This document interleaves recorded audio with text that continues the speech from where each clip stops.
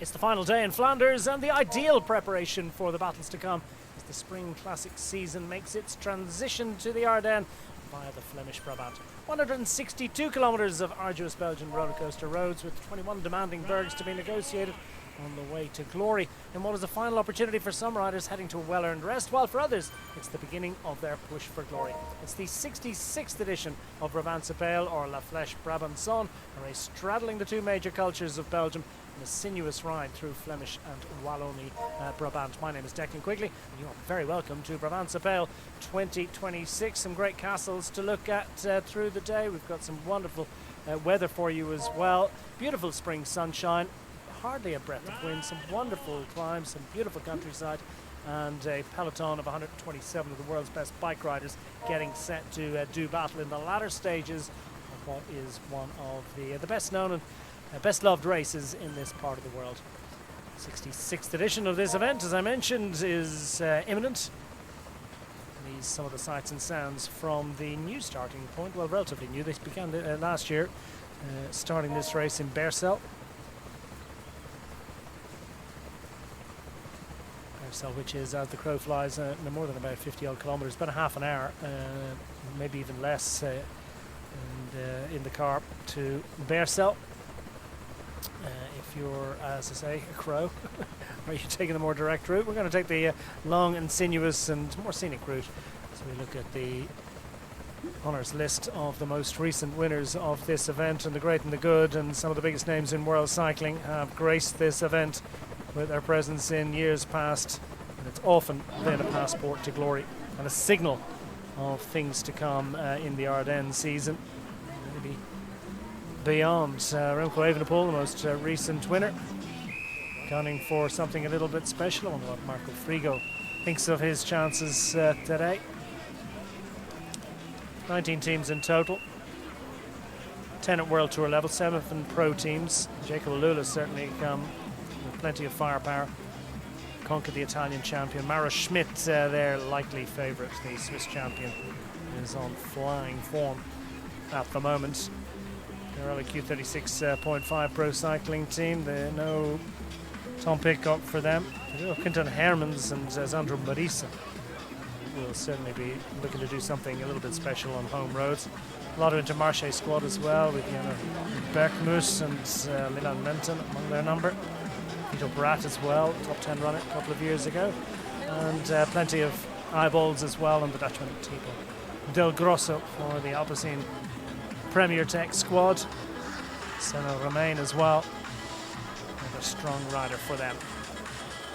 And the Soudal Quick Step squad won this event on 4 previous occasions with 4 different riders, and Max Schachmann making a 5th on his debut in Brabantse Pijl. UAE Team Emirates XRG always come with plenty of firepower. Benoit Cosnefroid loves this race. So too does Florian Vermeers. And we'll see how he feels after his crash in Paris-Roubaix. Says he's fully recovered, gunning for glory today.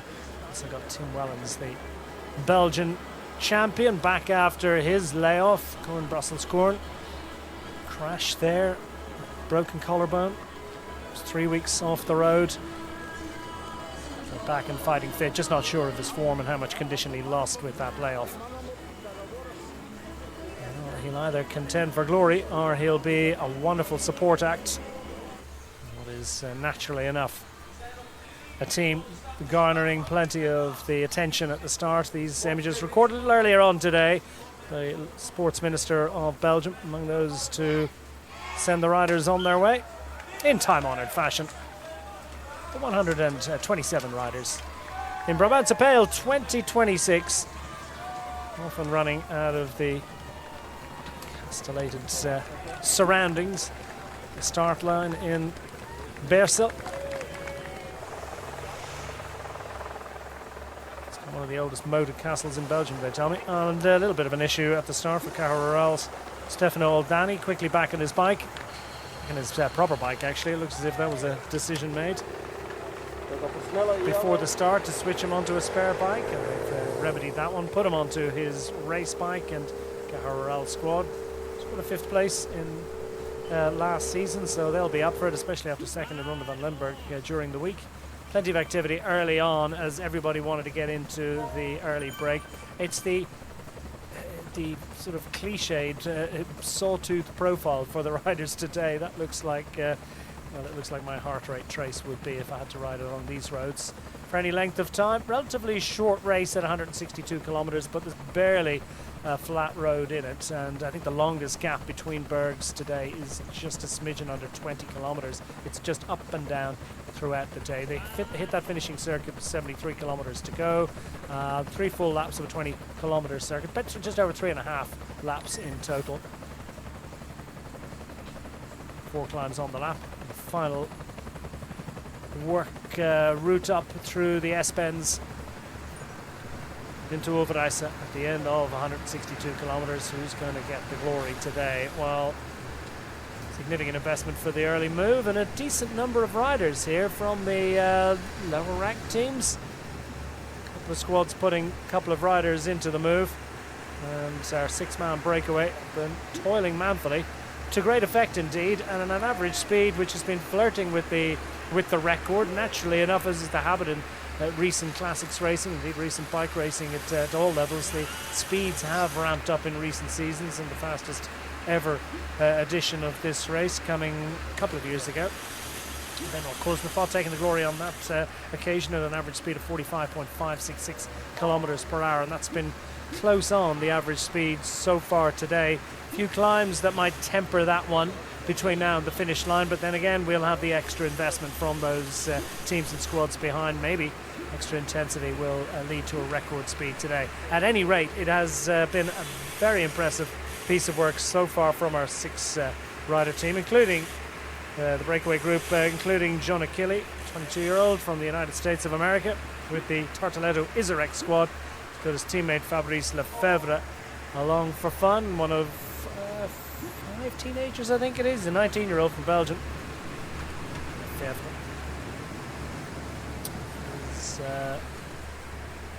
His name indicating his heritage as a Walloon.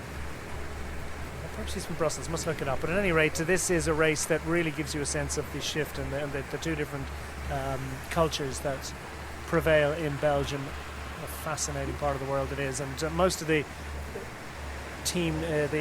village towns and villages around the area are in Dutch. Dutch still probably the predominant language, but plenty of people speaking French as a first language as well. It's a real mix. Just outside Brussels, just south of Brussels here, very close to the national capital. Tim Wellens in the bunch, hitting a number on, and grateful, I think, to still be able to come back and be involved in the classic season. He'll certainly have work to do. Former winner of this race in 2019, one of 2 former winners of the race in the field today, both of them representing the interests of the UAE Team Emirates XRG squad. The firepower they have, that when you look at the quality of the riders they're able to leave at home and still bring an absolute A-list group that will be tough to unseat from glory today. Wellens showing impressive bike handling ability and no obvious after effects of his recent spill, collarbone fractures.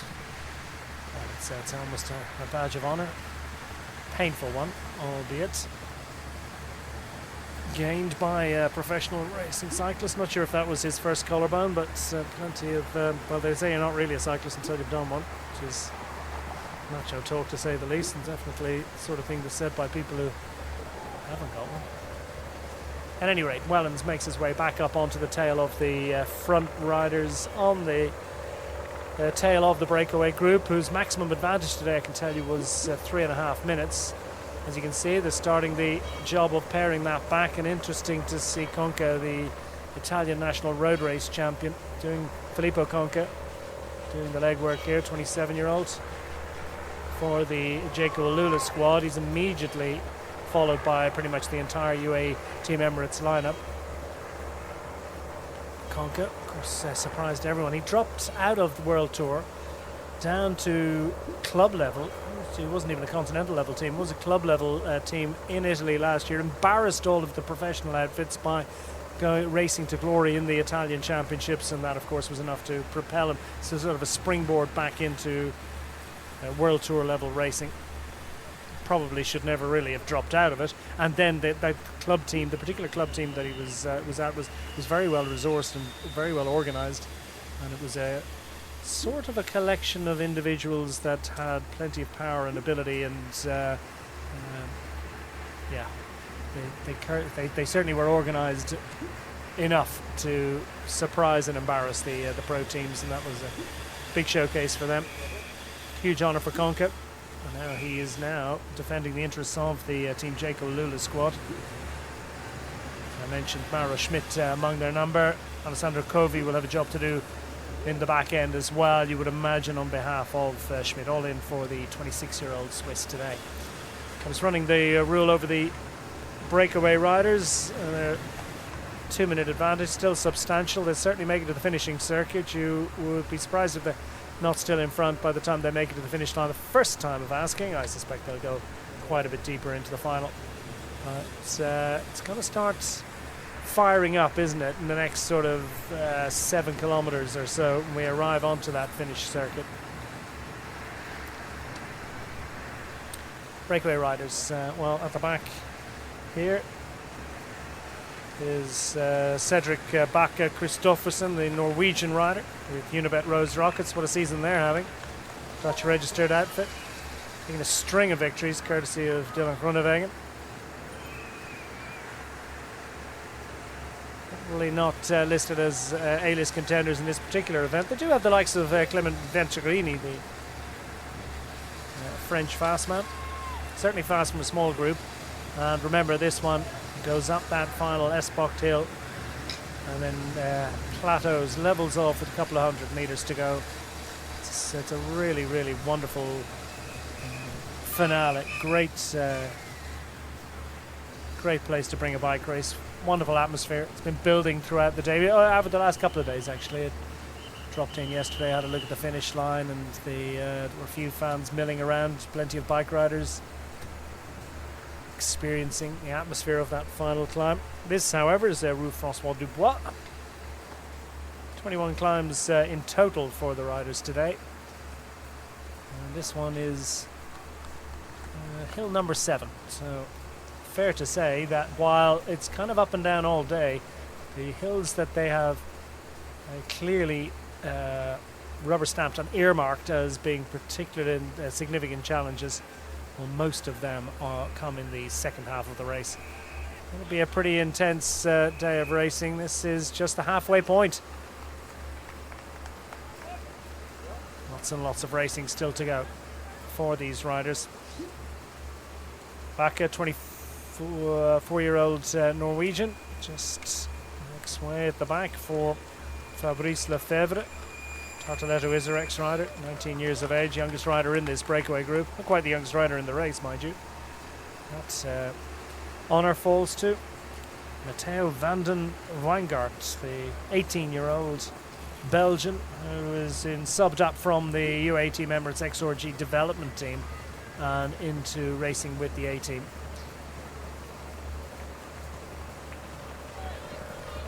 Proud moment, great opportunity for the 18-year-old in this race. No doubt he'd be put to work if he has the legs to do it. Peloton pace shared by the UAE Team Emirates XRG squad and Team Jaco Alula. Clearly happy enough to take on the mantle of favouritism today. Other riders in the breakaway, let's go through it. Who did I miss out? Oh yes, the two riders from Beat CC, powered by Saxo, the Dutch registered team. Michael Koppens and Bram Dissel representing. Belgian Koppens, 23-year-old, and Bram Dissel, the 27-year-old Dutchman. That's your 6 up front in the early stages of the final, second half of the Brabantse Pijl 2026. Did you say we're at the final just yet? In the second half, as I say, but not quite deep into the point at which the favourites start to play their cards.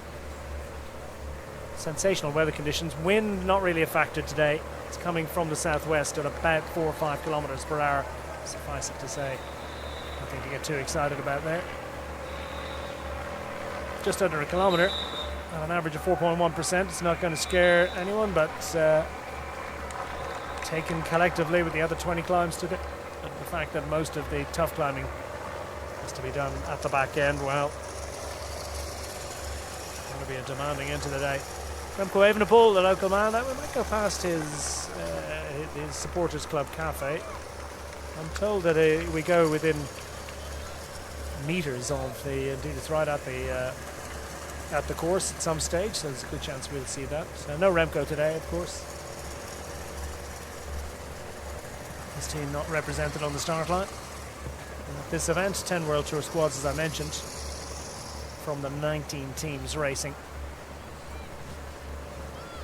7 riders on each roster, maximum of 7. 1 or 2 riders, 1 or 2 teams coming up just a rider or 2 short.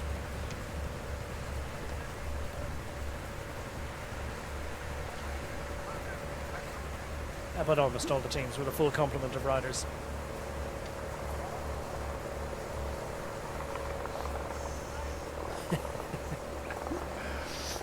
It's that way. I wouldn't have any difficulty figuring out which way to go if all the road signs were still there.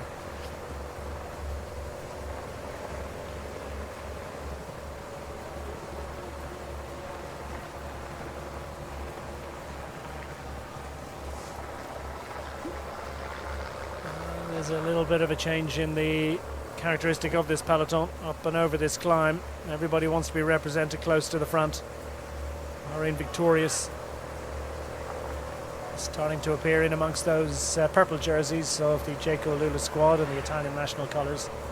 Any deviation from that, from the Jayco Lula squad, apart of course from the Swiss national champion colours worn by Mauro Schmidt. It's the time trial title holder from Switzerland as well, is Mauro Schmidt. One of 4 national road race champions in this one. Well, as we've also mentioned,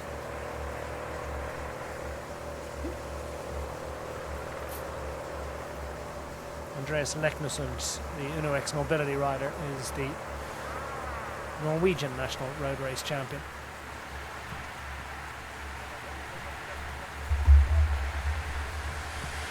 Leonard Teugels is down the back. He's 33 years of age, and Teugels very well known in the Belgian racing season. Somewhat remarkably making his debut in this race today, actually, Teugels. It's a bit of a surprise. He hasn't been on teams that have been invited to this point, because it's kind of unusual for a rider of his calibre. Certainly he's been around the scene for a while at this point. 58 debutants in the race today, in actual fact as well, which is not far short of half of all the riders in the field. 127 starters, 58 first-time Brabantse Pijl riders. Plenty from the break have that honour. Indeed, all the riders in the break, each and every one of the 6. It's a first experience of Brabantse Pijl for them. A race which not too long ago was a Wednesday race, shifted it to Friday. It's a couple of days away from Amstel Gold. Some of this field, of course, will be thinking about the battle on Dutch roads coming up on Sunday. It's a slightly different prospect, almost 100 kilometres longer. This race reduced it in length as well 12 months ago. It's an identical parcours to that presented to the riders in 2025. Those that are coming back won't have had to do too deep a recce just to remind themselves of the challenges, and then the finishing circuit. Of course, we've got 3.5 runs around that, so plenty of familiarity will have been gained. Will have been recce's done, of course. Many of these riders will have come from Ronde van Limburg on Wednesday. Race winner there is not represented for Soudal Quickstep. It's Tim Merlier. This is not a race for him, but the man who was second across the line, Fernando Gaviria. A second place finish for him. We're trying to support the Caja Rural Seguros OGA interest today. They were in my hotel actually over the last couple of days for a recce yesterday. after breakfast. Well, pace is definitely ramping up, showing it 2:06, 2:04, but you have a feeling that one's going to be... Oh, speaking of the devil, there's Gaviria arrives at the front of the peloton. As if he got the nod, he was getting a mention. Great second place finish for him on Wednesday, and he's clearly dedicating himself to the interests of his teammates. Most of the same team, indeed, engaged on Wednesday have arrived at Brabantse-Pijl, so the Caja Rural squad trying to see what they can do about maybe just repeating or even improving upon that fifth place finish for Eduard Prades, who's the oldest man in the race, actually. Prades from the Caja Rural team at 38 years young. For all that, he just has 2 previous participations in the event, but a nice fifth place finish last year was certainly... They're fired up to see what they can do about upsetting the higher ranked World Tour teams today with a top 6 or maybe even better result.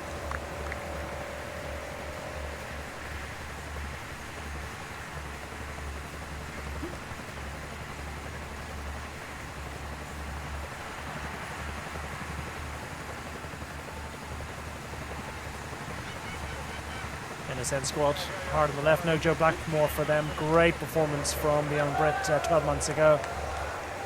The only man who was really able to go out Van Aert and Remco Evenepoel when they started to rev. Fortunately, Blackmore's suffered a little bit with knee trouble, a lot in actual fact. Really struggling to get to the bottom of that.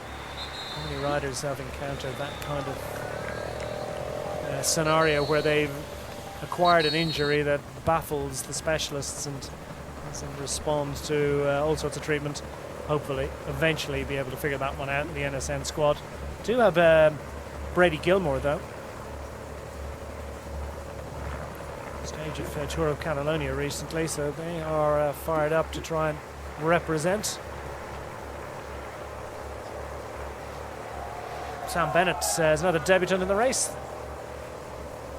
The former Irish national road race champion, green jersey in the Tour de France, on the comeback trail. Had his own travails across the winter, of course, with that heart arrhythmia, which was it was fixed with one of those operations where they do a little bit of a fusing of the wires or whatever it is, but at any rate they managed to realign the rhythm of his heartbeat. And Sam Bennett, much relieved man actually, thought his career was coming to an end towards the end of last season, really struggling to find form last year, and managed to fix that problem with the Pinarello Q36.5 squad. Again, unlikely to be a race for him. Did score a second place recently in the stage in France a couple of weeks ago, so that was, I think, a signal of a return to some good form for Sam Bennett, and he's representing here for the Pinarello Q36.5 Pro Cycling Team, hard on the left hand side of the road.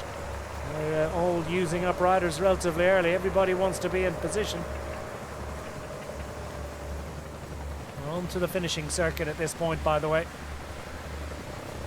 And the first ascent of the Holsteiner, and first of 4 ascents, is in prospect. Gaviria up for fun today.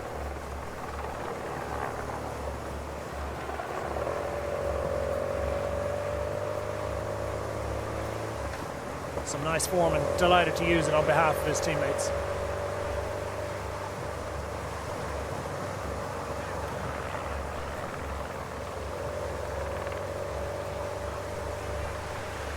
Well, Conca, after all his great work, has kind of conked out a little bit at the back of this field.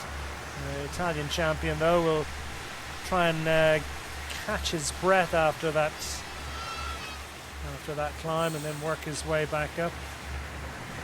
Interesting to see Michael Bier at the back too. Could see him close to the front for the UAE Team Emirates XRG squad. Another rider, I think he'll try and just maybe recover as best he can and then make his way back up towards the front.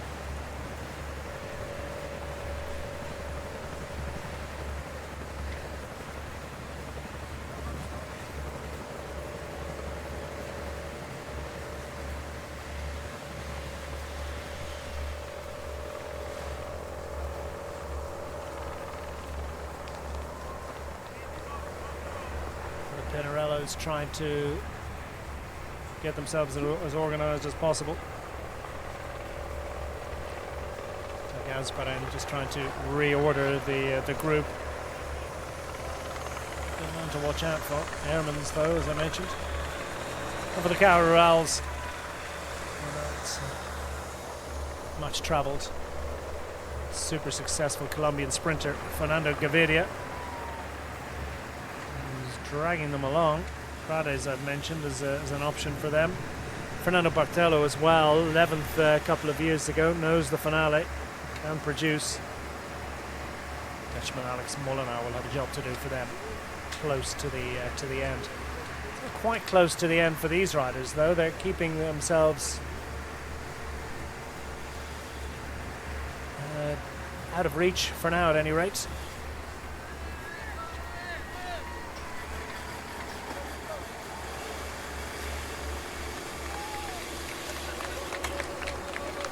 Bram Dissel on the back of the group at the moment, 27-year-old Dutchman. Still looking for that breakthrough success as a professional road racing cyclist. To get a nice fourth on a stage of the Olympias Tour, the Metec Olympias Tour, a couple of weeks ago. So form is good, as is clearly being demonstrated in this breakaway group at the moment.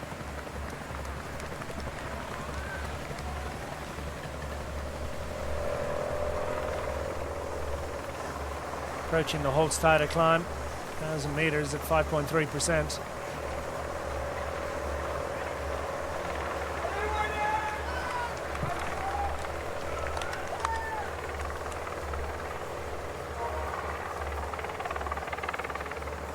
Bahrain victorious, shaping towards the front as well. Got the likes of Edoardo Zambanini, 10th in Milan San Remo for the Italian rider. 17th last year, knows the race now. Probably in a different place in terms of strength as well, as he kept the engine ticking over nicely through the classic season. They have the legs at the back end today. They also have the likes of Pau Mikel. He was 12th across the line last year.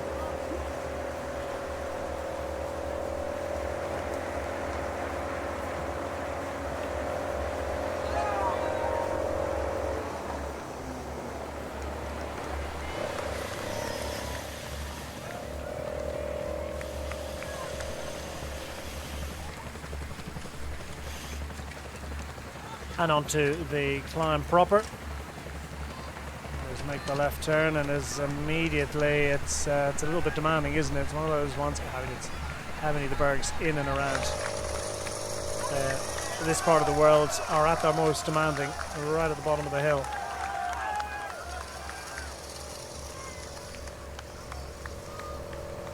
It's a bit like Vervaeke. It is Vervaeke who's decided to kick things off. 67 to go. Soudal Quickstep fancy a bit of this one. Louis Vervaeke, the 32-year-old Belgian, for the Soudal Quickstep, reaches out and is going to stretch this peloton thin. The EF Education Easy Post squad, the likes of Honoré, Neruka as well. Neruka, the British rider.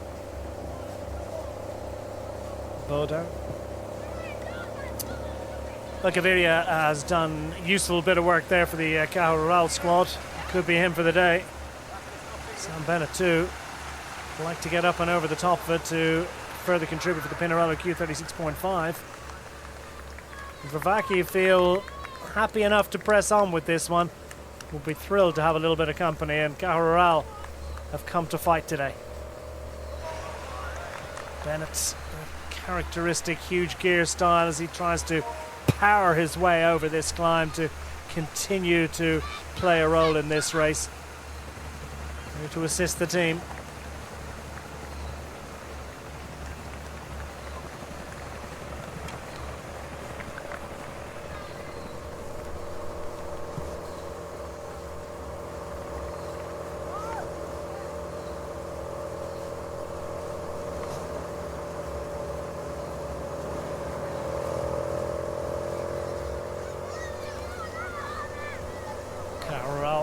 Heavily invest in this one, as you might expect from a Division 2 outfit. Grateful for the invites. This is Oldani, who we saw with his little difficulty at the start of the race. He got his new bike, he got his race bike, handed back to him by the team, having done a little swapperoo, presumably just before the race, and then swapped again in the neutral section after the adjustments were made. And Old Danny is all present and correct to the front now. Well, not quite the front. They are the Group 2 on the road, aren't they? But they're out the front of the group of favourites, still with our 6 up front. Diminished advantage across the top of that latest berg. Next appointment for the riders.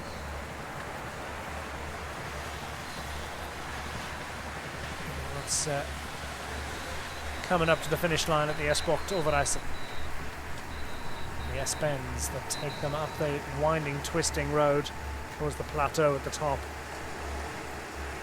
and into the finishing straight. A little way to go before we get to that.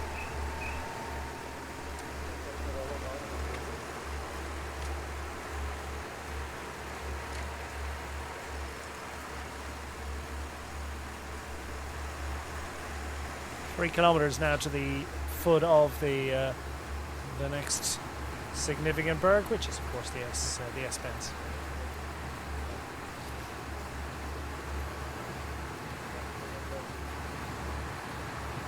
Big investment here from the biggest man in the group, Bram Dissel, 192 centimeters.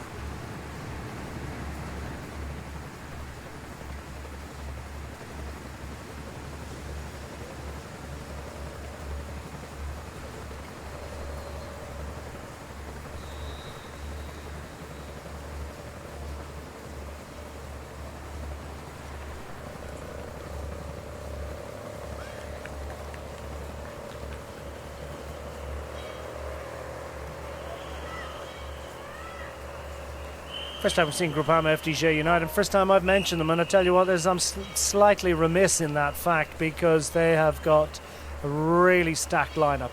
Romain Gregoire making his debut in this race, but he is certainly a name to conjure with, and I'd be very surprised if he's not among the top 5 or 6 riders at the end of this one, given a clean run today. He's got supporting him, perhaps also with their own ambitions, the likes of well, what do we got? Valentin Madoua, Rudy Mollin, Kenton Pache, they all know the race. Ewan Costu, young Frenchman who made a bit of a name for himself in the Tour de France last year. He's there and available as well. Lorenzo Germani. I mean, it really is a very strong lineup. Kevin Genietz to try and set something up for them. I'll be expecting big things. Indeed, no doubt, as indeed is the director sportive of the Groupama FDJ United squad. Just eased their way close to the front and then disappeared again. That's the Alpecin Premier Tech squad. Nice bit of positioning, all present and correct, no panic.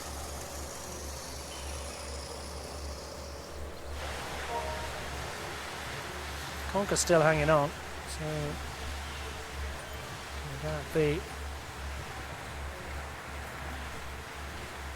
Italian champion will return to the front when he gets a chance.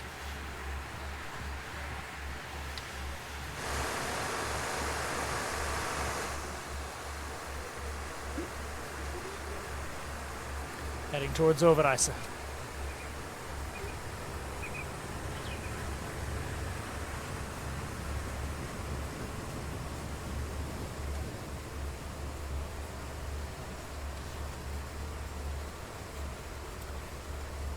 And not too far from the famous S-bend in Overijssel, included in the UCI Road World Championships back in 2021, of course.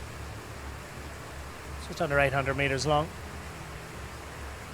5.5%. There's a little 18% niggle in there. Again, on its own, not a particularly demanding climb.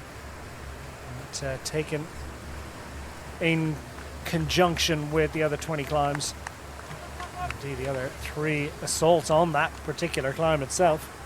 It'll be a long and arduous climb up the final efforts, and still we've got our 2 riders clear. Veloc and Old Danny combining well, put a little bit of daylight into the peloton.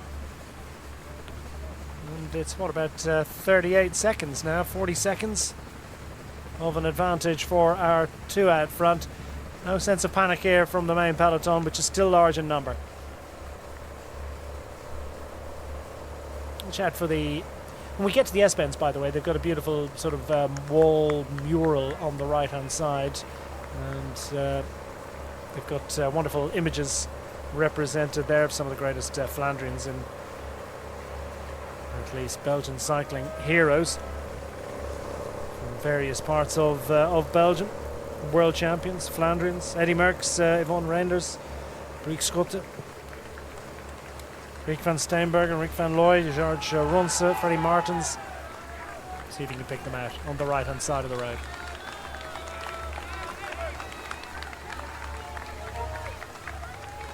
Onto the S-Bocht. Those images. Freddie is the first in line.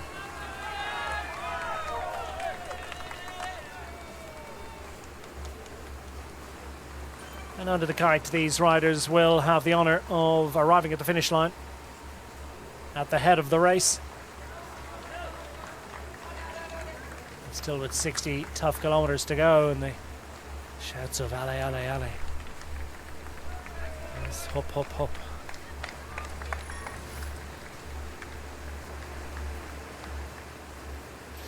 Speaking of hops, Beersel, where we started today, is a really famous part of the world for brewing.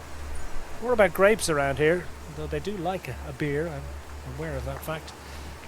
We're on the Isa River, from which the town gains its name, and there's a grape festival here in August each year.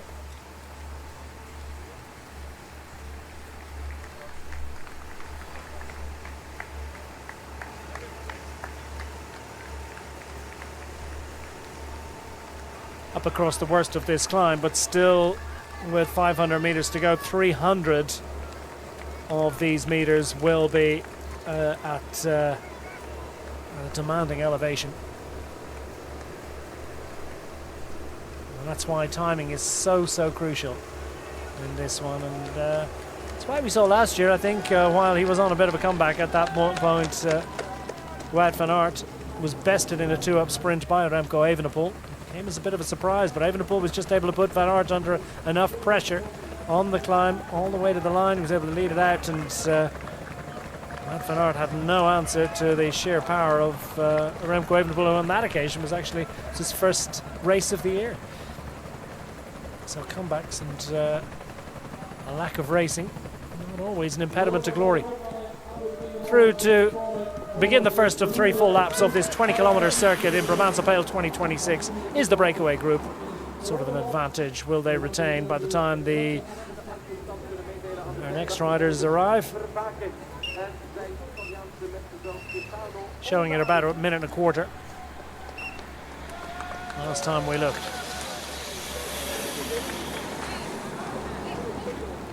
4 tough climbs on this circuit. And the next 2 feature a little bit of cobbles. Hertstraat, followed by the Moskestraat. Moskestraat, of course, pretty important in 2021 World Championships as well.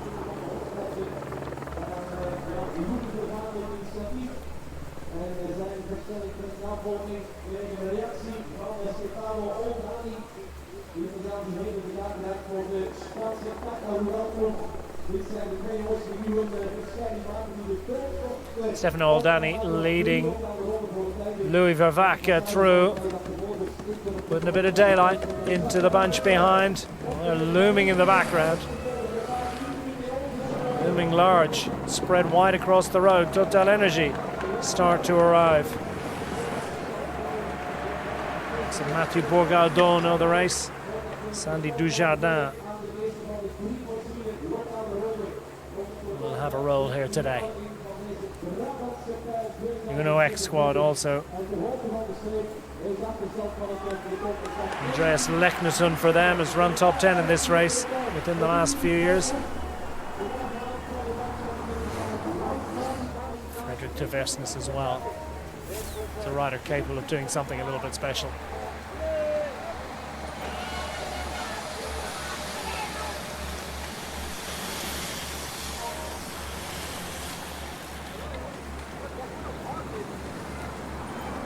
A little slow-mo of our breakaway riders continuing to do a superb job with Michael Koppens, the Belgian rider in here. One of two Belgians. Proud moment for him. Burgospor Pellet BH, represented by Wojciech Kiminek, the Czech rider. Not sure I mentioned him so far. Should certainly have done. 25-year-old Czech, another race debutant, of course, and Stefano Oldani, 28-year-old Italian, Milanese, Louis Veloc.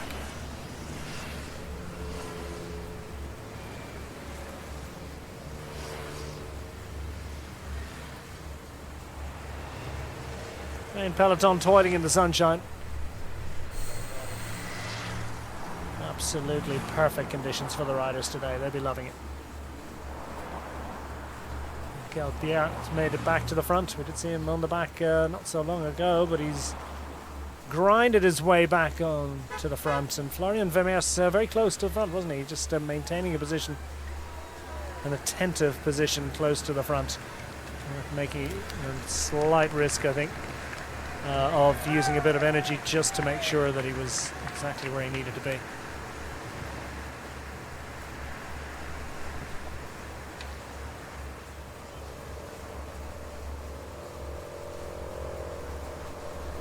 Now, about 7k, a little under 7 kilometers now to the Muskelsstraat.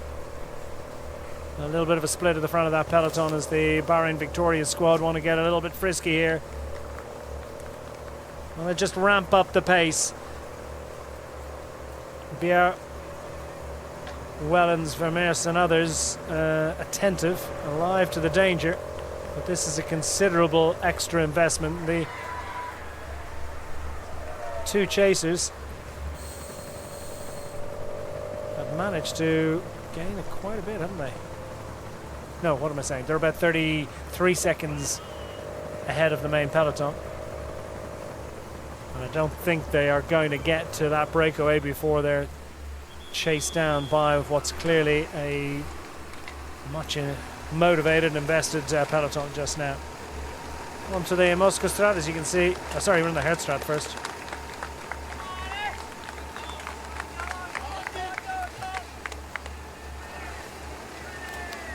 First of two cobbled efforts that these riders will make.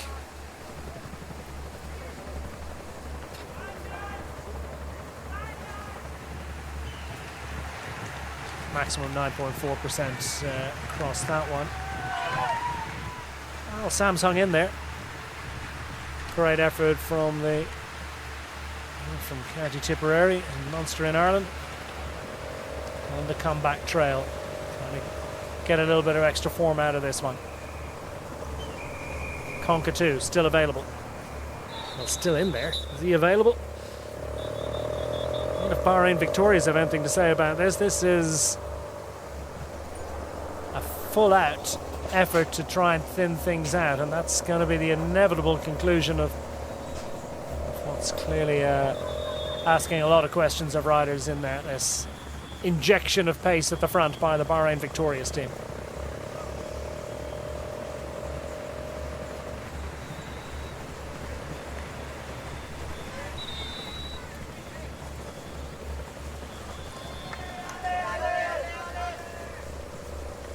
So as I anticipated and surmised, it doesn't look like Oldani and Vervac are about to be closed down by Tim Wellens. Wellens is going raiding here. He's decided to hit out early. Has no real idea of his form. He said he was coming here to support the others. And Vermeers looks to be all present and correct at the moment. Coznavois a little bit further back. But this is UAE Team Emirates XRG. Well, the blue touch paper, if it was presented to the bunch by the Bahrain Victoria squad, it has been lit by the UAE Team Emirates XRG, the Belgian national road race champion, and Groupama FDJ are up for a little bit of this. And the peloton now snaking in its wake,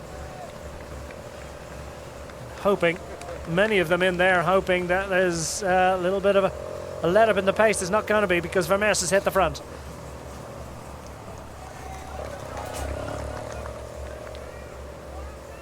And he puts a couple of bike lengths between himself and the Groupama FDJ riders just behind him. Have a little look back and see if any further fractures. Still a big group.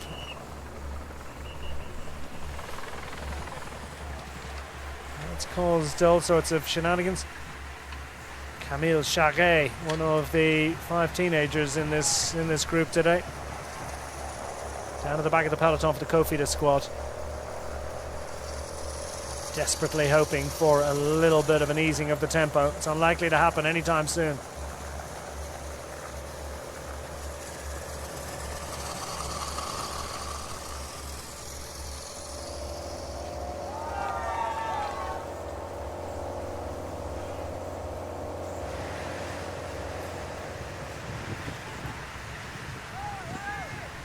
Frantic efforts to get back involved.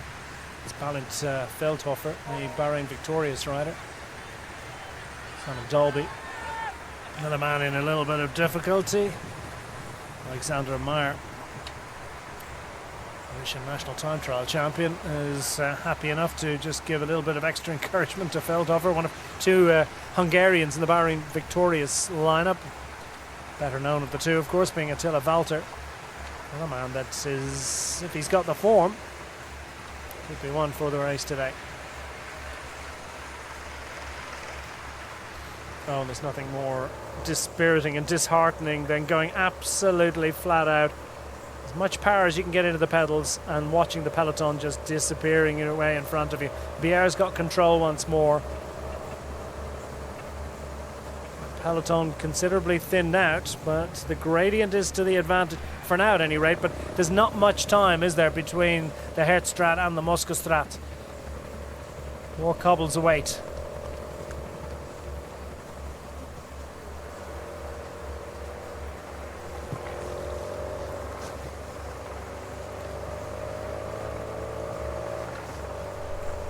Moskostrat, you know, at one stage it was a sort of a patchwork quilt, wasn't it, of cobbles and little bits of asphalt that had been put down by farmers and locals when they thought it would be nice to have a nice smooth road. But of course that's kind of at odds with what we as cycle race supporters and fans wanted, so they decided they would completely restructure it and put the cobbles back down and make sure it was properly presented as just the sort of road that you might encounter in a bit of Belgian road racing. So it's very much in the character and heritage of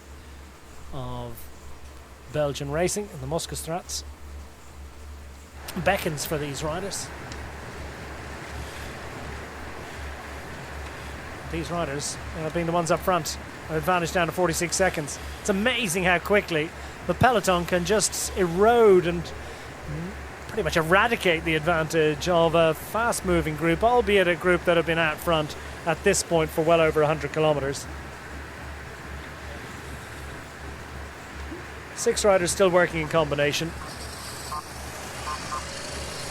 And with a little bit of a conflict between Dissel. Dissel has shown himself to be a very strong, powerful rider. Will he be the one to be able to make be last man standing from that break? Are we going to see any little bit of a lack of cooperation between them? Total Energy starting to get organised on the left-hand side of your picture. So moving across into the centre in the white jerseys. And then those distinctive blue, pink and purple stripes on the sleeves of the Unibet Rose Rockets squad. It's hard to say, isn't it? But I mean, it is fundamentally distinct. You pick them out from space, and the Unibet Rose Rocket squad have a rider up the road. I'm not thinking about that right now. I'm thinking about the Moskostrat.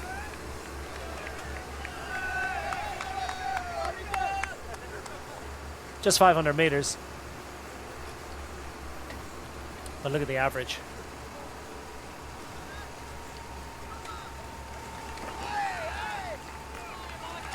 And there's as you can see, created a selection of famous world champions, including Eddie Merckx, Marianne Vos, Peter Sagan and Tom Bonen, all represented there. Across the murals and onto the cobbles. Just over half a minute advantage. If you're going to contend in this race, you need to be close to the front right now, because Bierre, everything he's got left is going into the start of this one. And this one's slightly different in character. As you can see, it's more of a ski slope and it's going to ramp up, and it's at its steepest at the top.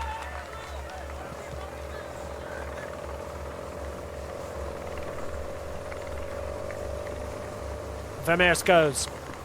Who can follow with him? Well, Wellens,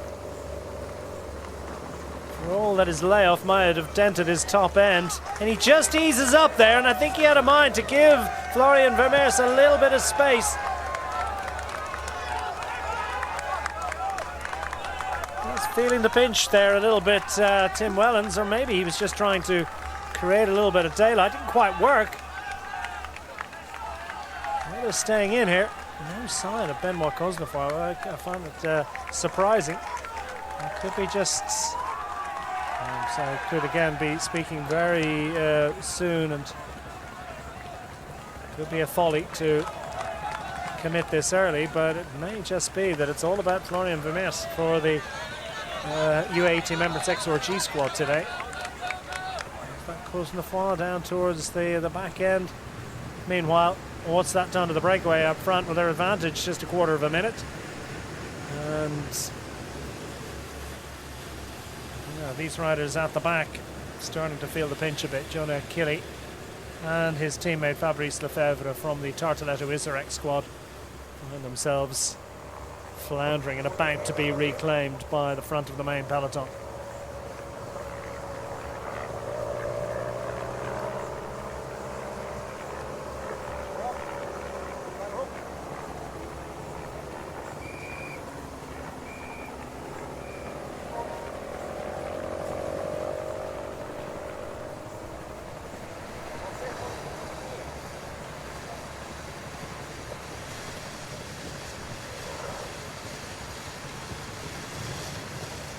Inside 50 kilometres to go in Brabantse-Pijl 2026, and our group of 6 riders has fractured down to just a handful, and it's down to just a handful of seconds. The main peloton is going racing now. Florian Vermeers is up for fun today, and he and Tim Wellens have caused all sorts of consternation in that main peloton. Still a decent number of riders, and more coming back here to assist.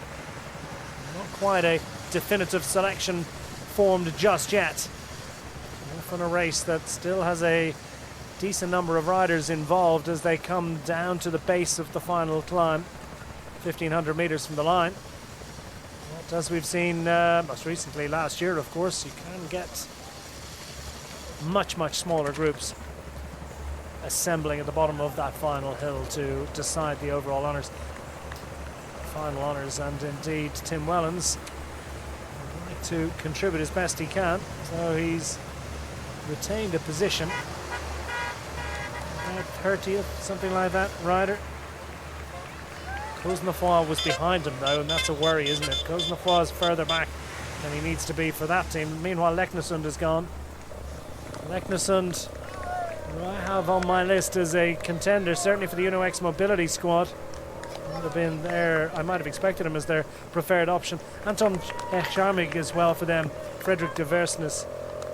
That selection of options, but Leknesund, see everyone's doing on the front of the peloton, isn't there? Picking it up on the effects mic motorbikes, albeit sheer effect of riding along at more than 50k an hour is likely to create a little bit of wind noise there as well. At any rate, it's enough to lift a flag or two. Hertstraat next up in 2 kilometres. First of our duo of cobbled sectors.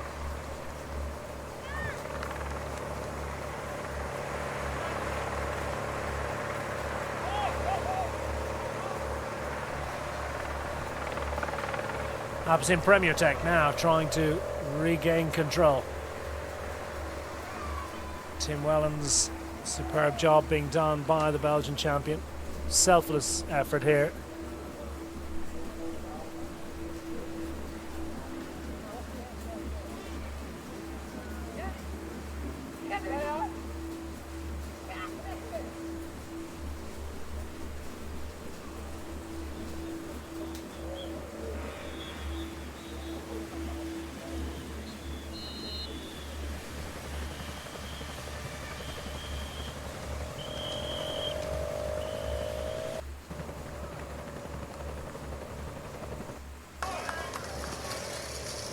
That's most demanding at the start, of course.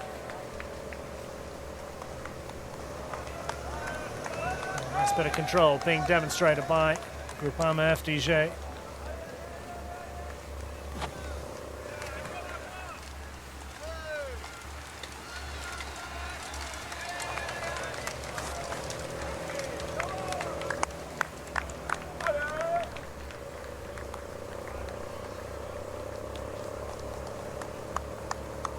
Geniet's available for the Groupama FDJ squad. Tall rider, big power. Very useful foil for Gregoire and friends.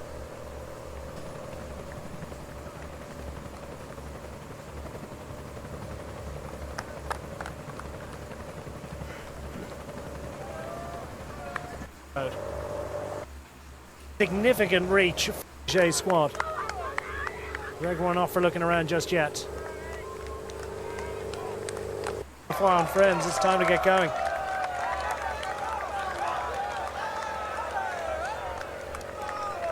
The UAE team member, it's XRG, marked absent in that one. Need to form a collaboration, or at the very least, it's Tim Wellens some way back. Suspect unlikely to play any further role in the destination of honours today. Nonetheless, the Belgian champion back in the saddle, honing his form, and he's done great work for the team so far.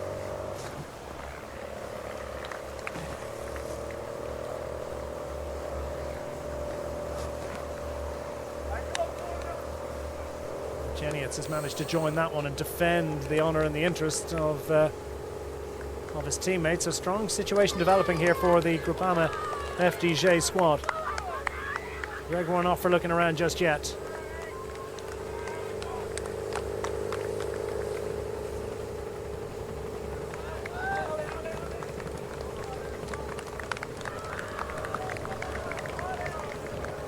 And they're 6s and 7s behind in an attempt to get back on terms. Two Groupamas in actual fact trying to assemble, but it's every man for himself at the moment, isn't it? Just trying to maintain, get on the wheel, close the gap. That diverseness perhaps for the...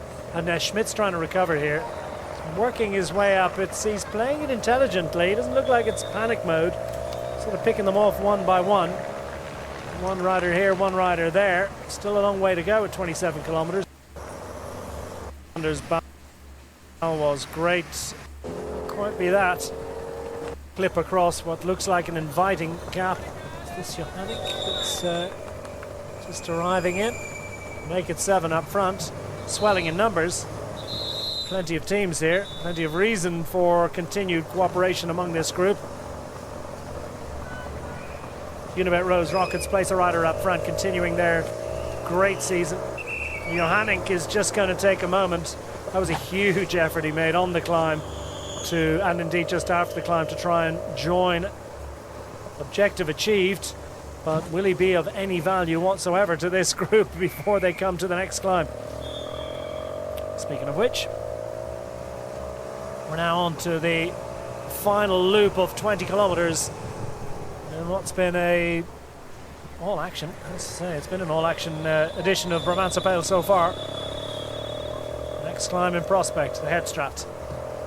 Got a couple of kilometres to compose themselves. What they don't have is the luxury of gathering their thoughts and their lungs, really. Their advantage is not a significant one. Charmig fully invested. Kuznefroy looking strong. Be able to give us an image, I think. From the main peloton across. His fellow countryman, this is Baudin. And Jaco Alula, star, not out of this one just yet. 21 seconds. How much do they need approaching the final climb? This is going to be nip and tuck stuff. The sheer weight of numbers in that main peloton behind would, you suggest, mitigate against the chances of our breakaway riders surviving. However, how many riders in that chase group behind will have the legs when they come to the final climb?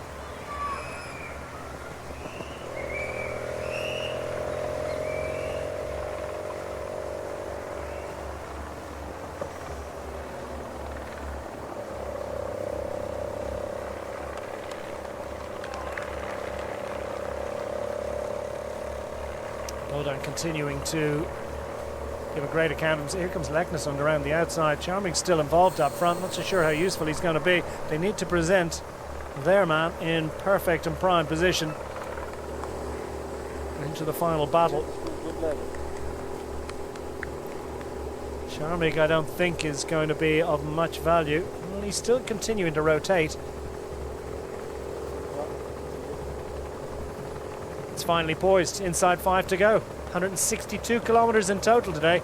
Got a bunch of about, what, maybe 40 riders? Plenty of firepower in there. Pick out Schachmann down the line as well. We know Florian Vermeers is was perfectly positioned. See if we can find that white jersey. Three riders down the back here. That gives you a sense of just how much they're pressing on. Floris van Tricht at the back of the peloton. Chris Nyland's pretty much on the front. They're the first two riders. There can be no holding back here. Everyone has to be motivated and invested. Cosnefroy knows he needs every one of his ad hoc teammates in this breakaway group. And Del Grosso knows that he needs to ride through and that he needs the best that he can possibly get out of Ramses de Bruyne at this point as well. Bahrain victorious. Haven't seen too much of them lately. I wonder how Zambanini's feeling. Oh, Mikel, another option for them today. Was 12th across the line 12 months ago. Now knows the race. His second participation. An opportunity for further glory. And who's got the legs and who can possibly hang on for glory today? Well, this is his teammate Bourgaudot. Mathieu Bourgaudot knows the race. Albeit 23rd across the line 12 months ago. He's trying to find a different way. And he's forced splits. The Penarello Q36.5 team. First to try and fight their way across. Time for the Uno X squad to try something a little bit special. Into the closing stages, Mathieu Bourgaudot is going to be hounded down and closed down. That much seems inevitable. And they're crowding around. It's still a large peloton involved. As Pinarello, Q36.5, trying to go to the line with Maurice, Sandro Maurice. He's going to be swamped and overhauled as the Lotto squad try and assemble and get themselves organised. Prades is thereabouts as well. Is this Edouard Prades going to try and surprise everyone? The Cajaral squad, well, no, coming off his wheel and heading for glory today. It's going to be glory for Voldagger. Voldagger's going to get up for the Jaco Lula squad. Victory for Jaco Lula. Unexpected but beautiful for all that fact, and De Brandse Pijl.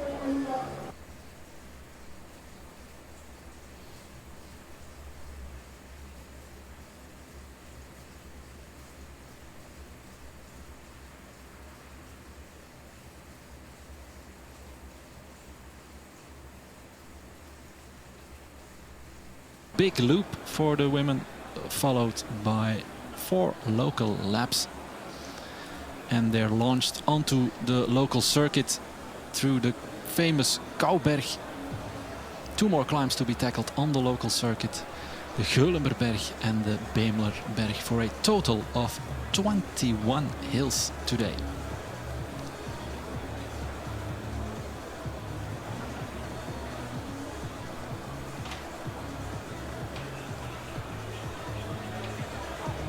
Some headwind at the finish, as you can see. Might be of interest for a group sprint later on. But you never know. Last year it was a solo win by Misha Bredewold.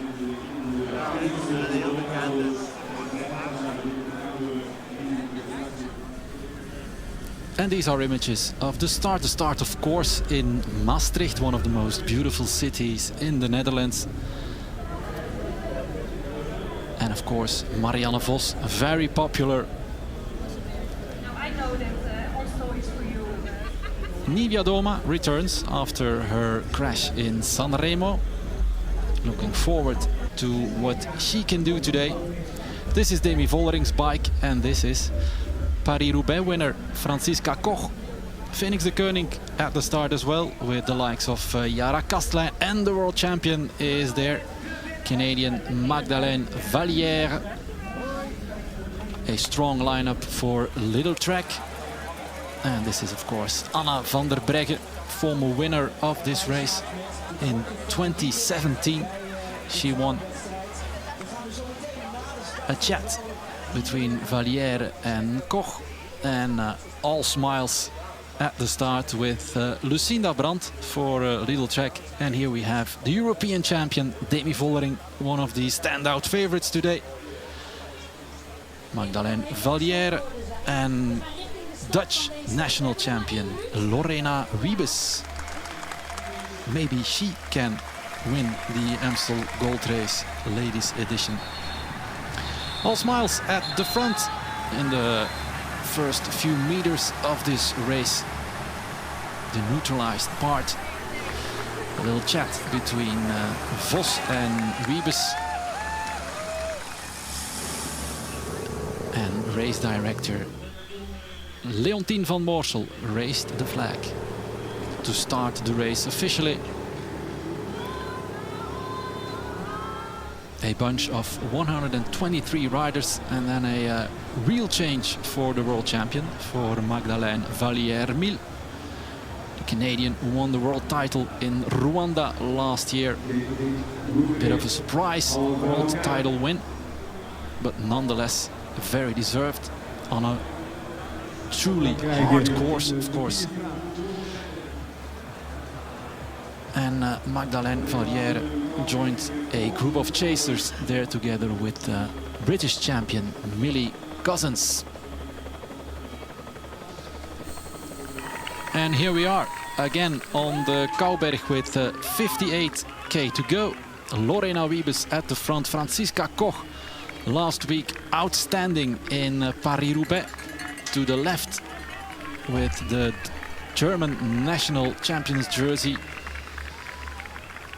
Fleur Moors from Little Track is there as well. Elise Chabet, the former Swiss champion and winner of Strade Bianche, there at the front.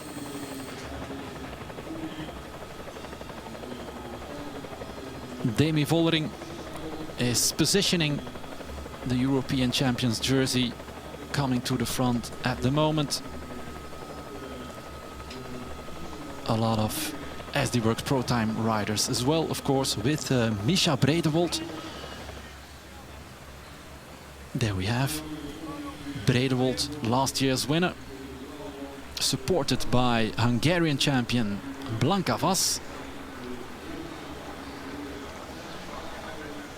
And Vollering talking to the team car, the FDJ team car, a very successful team this year.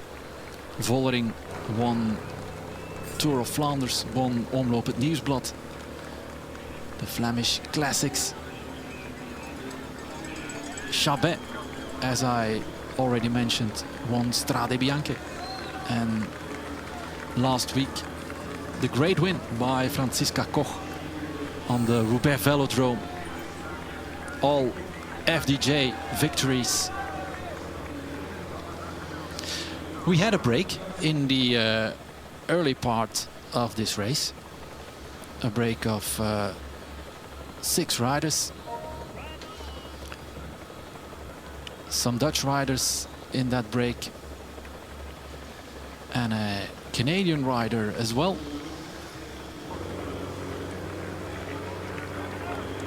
Kiera Lelick was there. And American rider Heidi France was part of the breakaway as well. But they were caught on the first ascent of the Kouberg. So the complete bunch started the laps on the local circuit. And as you can see, the teams of the main competitors of the favorites are controlling the speed in the bunch.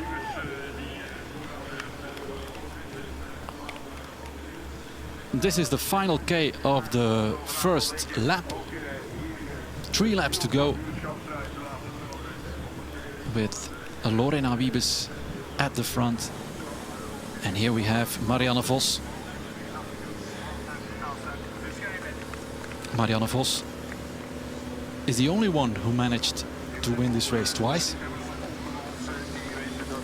And she can complete a hat-trick today, especially given her shape, because she was outstanding last week in Roubaix, but just lost the sprint to Franziska Koch on the velodrome.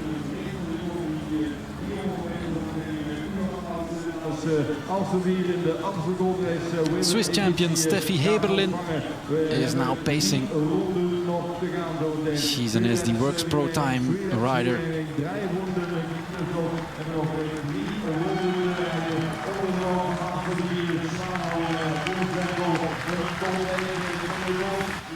And the first climb on the local lap is the Beemlerberg, and here we have the small chasing group with the world champion in it. Magdalene Valliere, due to the puncture, she was dropped from the peloton. It's a bit odd that no other rider of EF Education has waited for her, because now she has to put a lot of energy in that chase. But maybe she can join the main group, she can join the main bunch in the second local lap. Iedereen die geweldige poging doet om de achterstand nog een beetje goed te maken op één. Carina Schwempf is the rider who crosses the line now, former Austrian champion, trying to join the chasing group. Wiebes in the descent towards the Geulemerberg. Geulemerberg is the first hill on the local lap, and we already had 12 climbs in today's race. The Geulemerberg is a hill with an average gradient of 6.3, maxing out to 8%.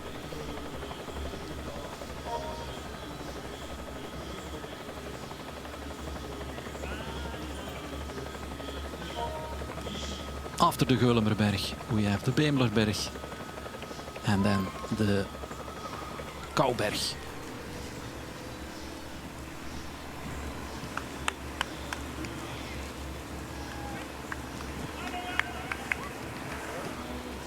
Bredewold there to the left, on the left hand side,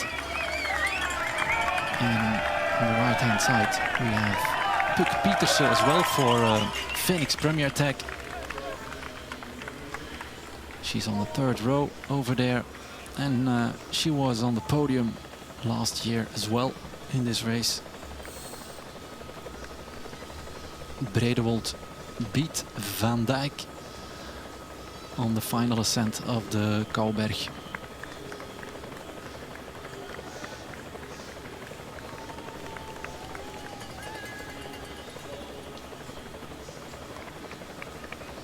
UAE are organizing stuff with Gasparini.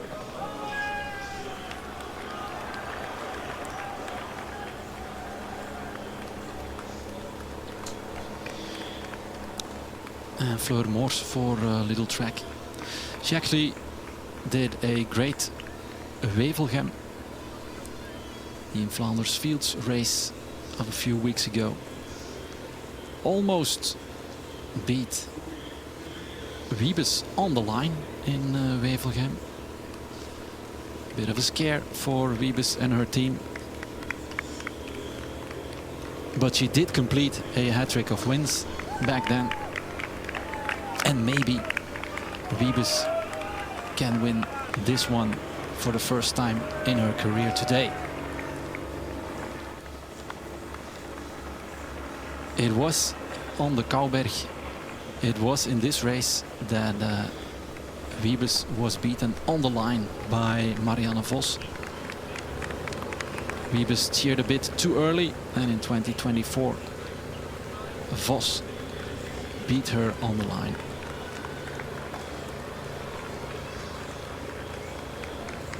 But there she is at the back of the peloton, Wiebes. She started at the front.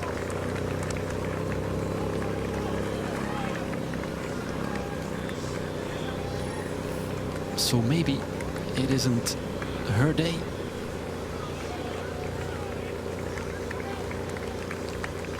Actually, she's been climbing very good this year, but last season as well.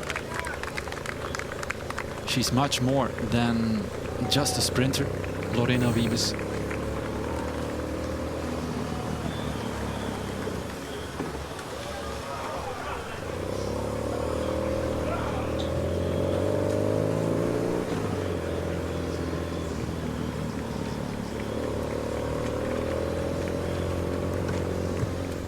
With 1:33 at the back, we had Gasquien, Norwegian rider. She podiumed 2 years ago. She was involved in that group sprint won by Marianne Vos, as I just mentioned.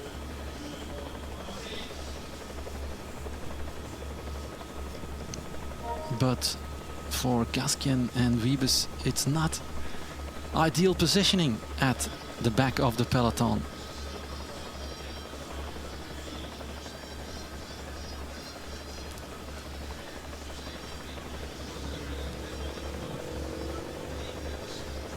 .5k to go to the next ascent of the Bemelerberg, and we have an attack. Acceleration by a little track rider.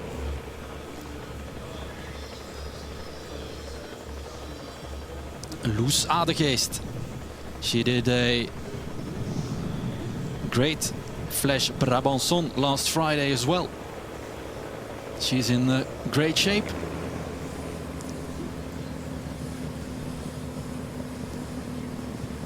Dutch rider Loes Adegeest picking up the pace. Demi Vollering tries to bridge a small gap in her white outfit.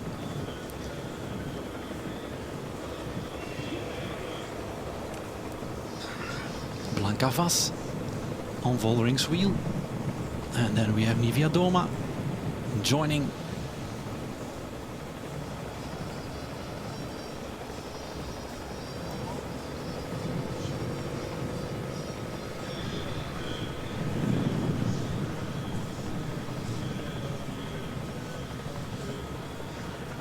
We had an immediate reaction to the acceleration of Loes Adegeest, rider of Human Powered Health.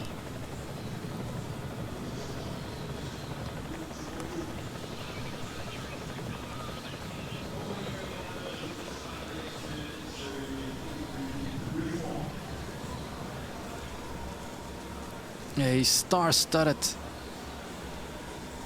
start list of this Amstel Gold Race Ladies Edition,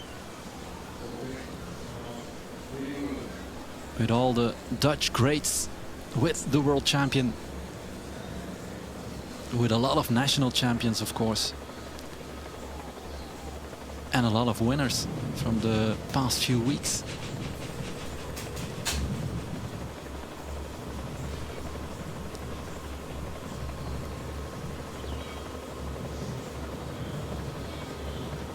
It's a specific race, the Amstel Gold Race. You need to adapt to the rhythm of ascent, descent, and some narrow roads as well, narrowing roads, cornering, and this is Blanca Vas for SD Worx Pro Time.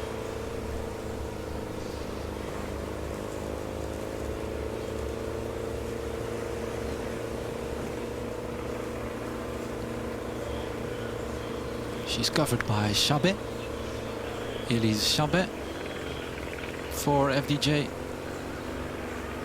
I should say FDJ Suez United. A Visma bike rider involved as well. Lucinda Brandt in third wheel. No, it's Adegeest, excuse me.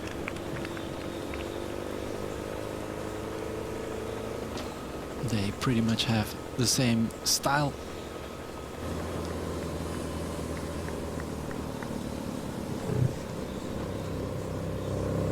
Still Gasquet here at the back with 1:33. Not really a good sign for the Norwegian.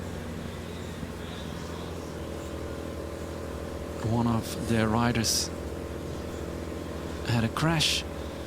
Katrina Alarut earlier in this race.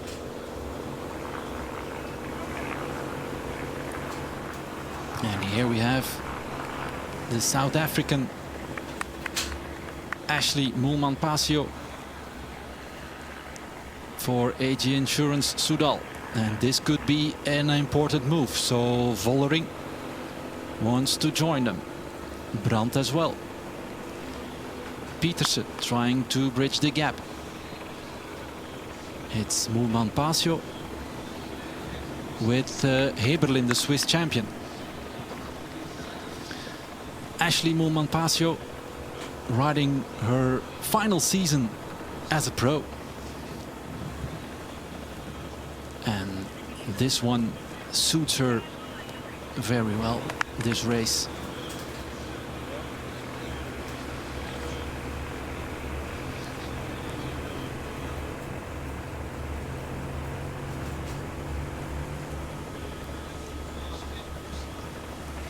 Three riders are almost joining the leading two.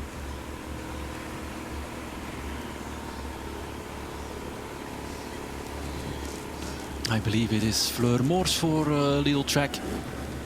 A Liv Alula Jaco rider as well. And someone from the UAE ADQ team. And the UAE ADQ rider is Carlijn Swinkels. One of the favorites as well. She won Trofeo Binda earlier this season. An important race in Italy, of course. Franziska Koch in the German national jersey.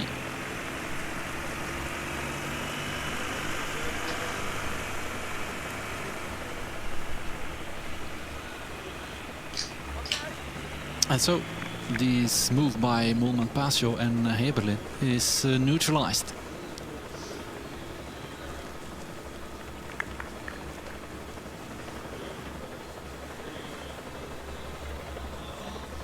Could have been a move to establish another breakaway. Passage through Bemelen.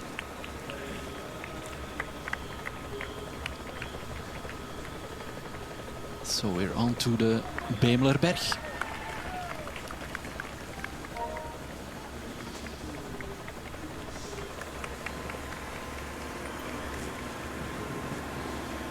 And afterwards, of course, another ascent of the Kauberg.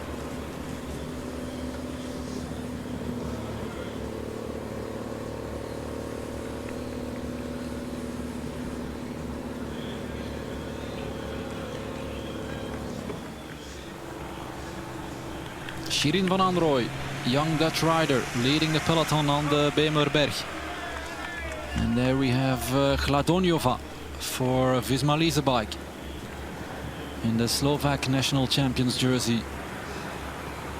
A very young rider as well.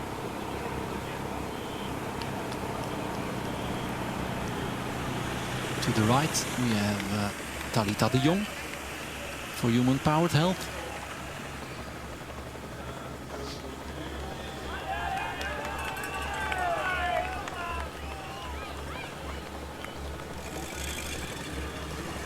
And Vollering again, looking very impressive. Confident, of course, thanks to the victories, thanks to her victories, and thanks to the team victories. Mavi Garcia, the second row.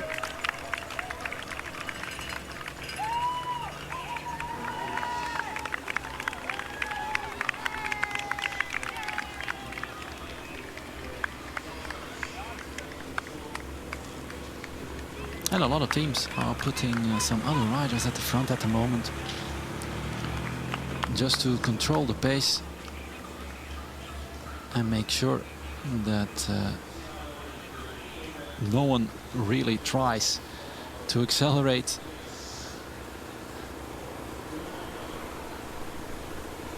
But the pace not that high, because Shirin van Anrooy had the time to greet some spectators on the side of the road.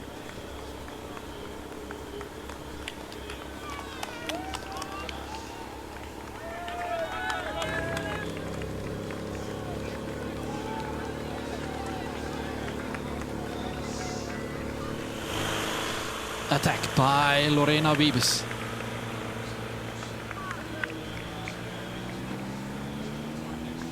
Maybe this could be her day.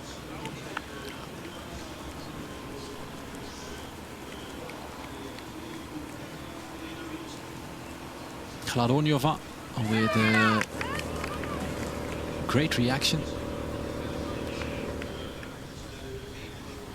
This is the acceleration by Wiebes. Pace not high enough for the Dutch champion. She doesn't want others to come back, of course.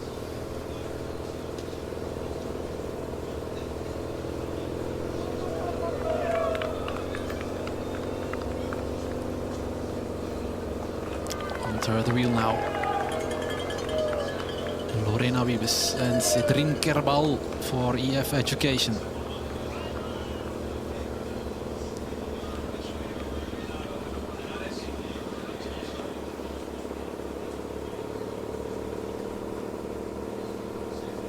Another Kouberg coming up, and it's a bit of a different bunch in comparison to last week's race in Paris-Roubaix. Of course, it all has to do with the courses of the classics coming up this weekend and coming up next week. Fleur Moors for a little track.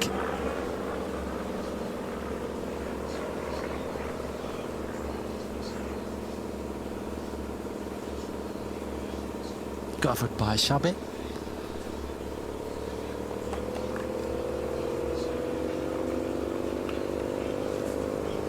Little track is very active today. They're always an attacking team, of course.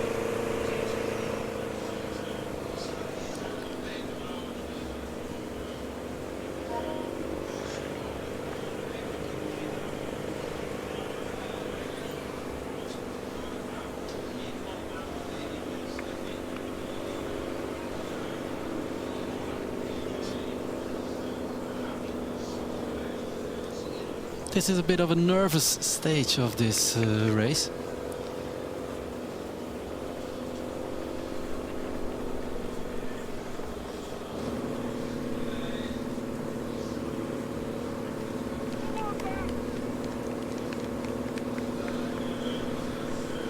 Ella Willy for Liv Alula Jaco here at the back. They have, of course, Letizia Paternoster in their team, the Italian, who is climbing very well and has a good sprint at the end of a hard race. And again, a little track with Shirin van Anrooy.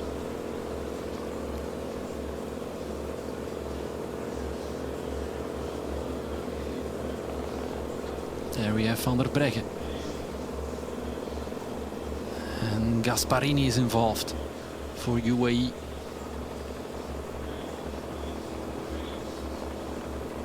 This is, of course, causing fatigue in the bunch. Bredewold with number 1. Maybe this could be a good moment to form a breakaway. Between the Bemelerberg and the Kouberg. The Kouberg where Bredewold dropped Ellen van Dijk last year on the final ascent. And she took the most important classic win of her career. She had been European champion a few years ago, but winning Amstel Gold Race as a Dutch rider, quite something else.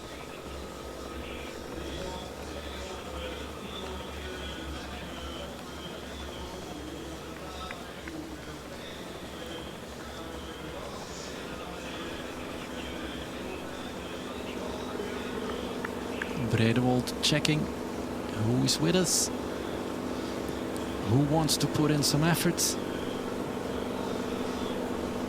Berthe for FDJ to the right.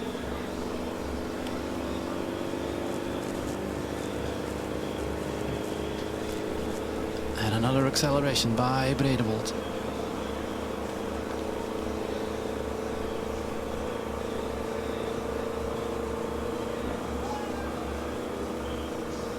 Covered by Persico, Italian rider who is always on the attack, looking for the right move. She has a history in cyclocross as well, Silvia Persico.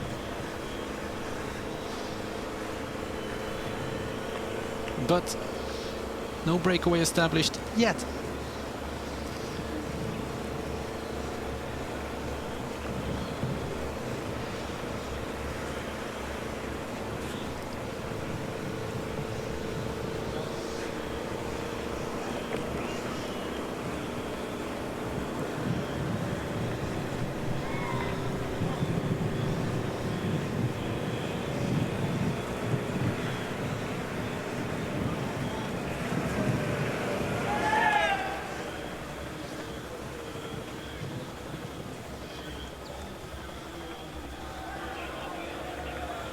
Wiebes in first position. She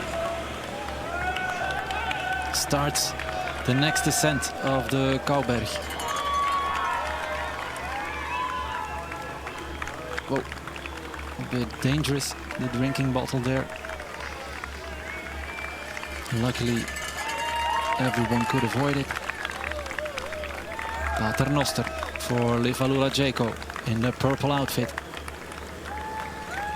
Van der Breggen at the front, and then Wiebes is talking to the team car. Probably was her task to launch the rest of the team on this ascent of the Kouberg. And maybe that was her final effort, of today's race. Van der Breggen, former world champion, retired from cycling but came back after some years as a DS. And Wiebes will not win this edition of the Amstel Gold Race.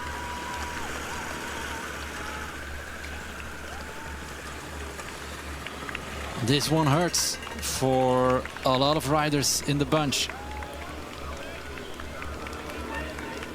It's Van der Breggen with Fleur Moors. Of course, Vollering is there. Of course, Nivia Doma is there. And Franziska Koch. She's in the shape of her life. The German national champion. Supporting Vollering. Chabet still there in 10th position.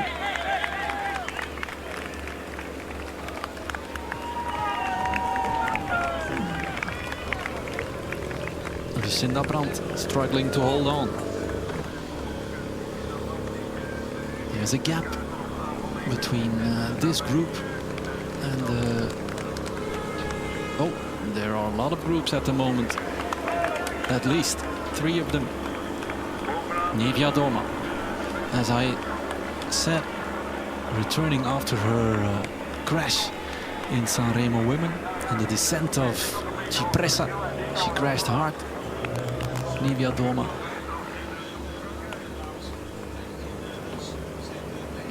Fleur Moors has done a great season so far.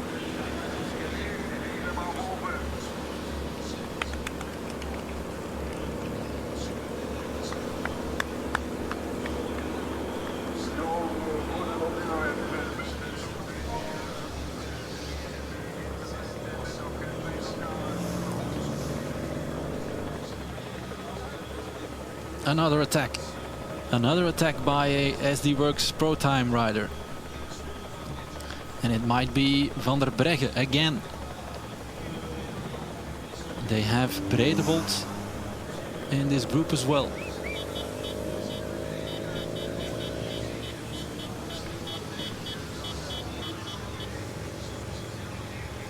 Now it's Bredewold accelerating on the other side of the road. In the final K of this lap. 2 to go. Can Bredewold take back-to-back victories in the Amstel Gold Race Ladies Edition? Something no one has ever done before in the women's peloton. Puk Pietersen is there. A lot of SD Worx Pro Time riders. But the other teams are represented as well.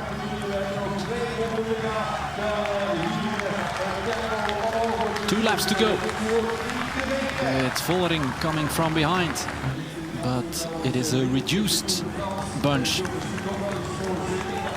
These are riders who have been dropped on the Kouberg a few moments ago. And this is the second group with a lot of Levalula Jayco outfits in it. Gladonjova as well. And I'm wondering where Marianne Vos is. Did she manage to be in this group? Here we have Wiebes. Job done for the Dutch national champion.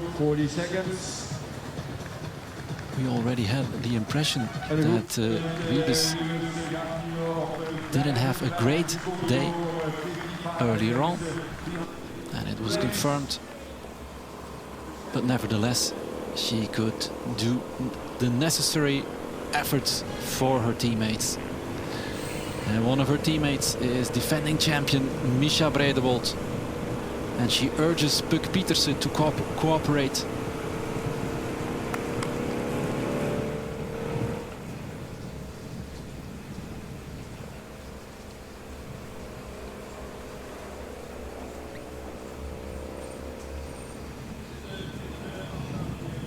Wow, Misha Bredewold, nice images.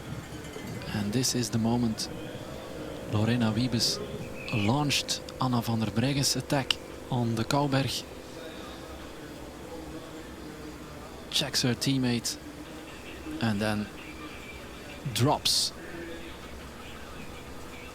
to the back of the bunch.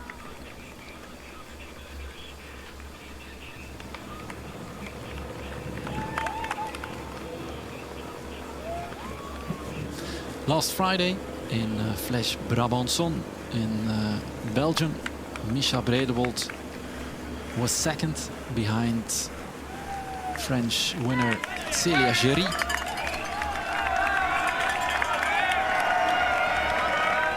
And now again Anna van der Breggen is moving up.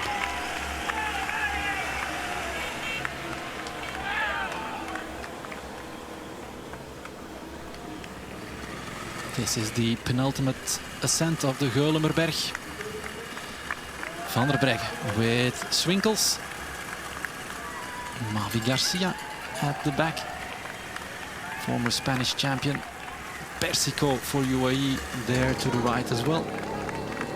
Lee Fisher-Black here, and Marianne Vos struggling to hold on the Geulemerberg. Oh, Marianne Vos.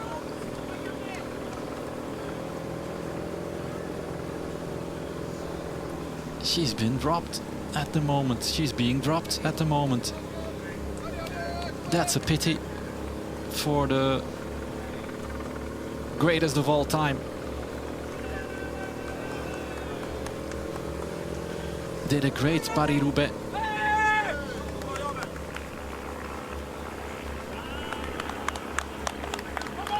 Anna van der Breggen with Swinkels and Noemi Ruech, former Swiss champion for EF Education. Go.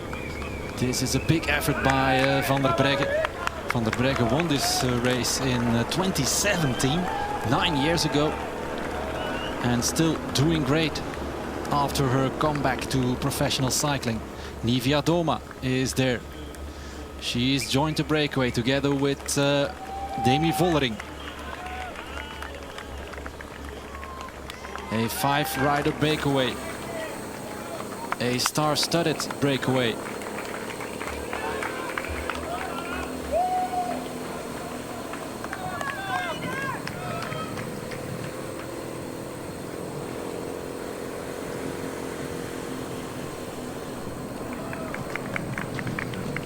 Van der Breggen, Nivia Doma, Vollering.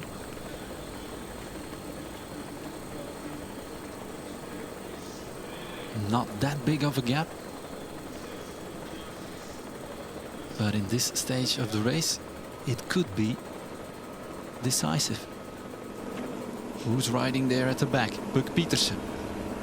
Of course, she wants to bridge the gap. Together with Van Anrooy perhaps. And Fleur Moors for Lidl Trek.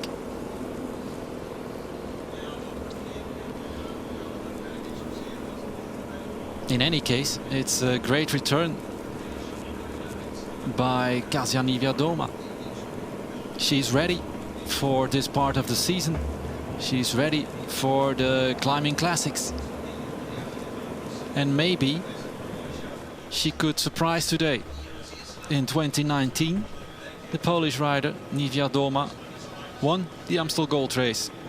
And Puk Pietersen manages to bridge the gap, to close the gap actually.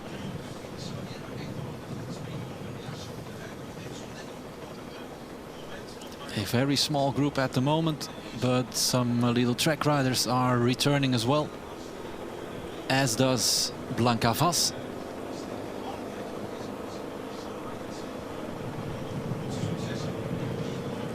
So no more Marianne Vos at the front of the race. Quite a surprise after her performance in Roubaix last week. But of course, it have been some difficult weeks for Marianne Vos. Her father passed away recently.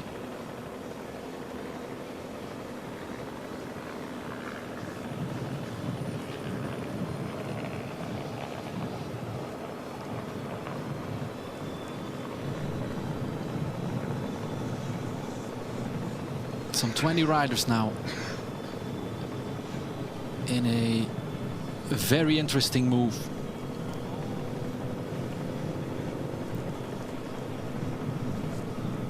Apart from Vos and Wiebes, all the big names are present here. All the important teams are there as well.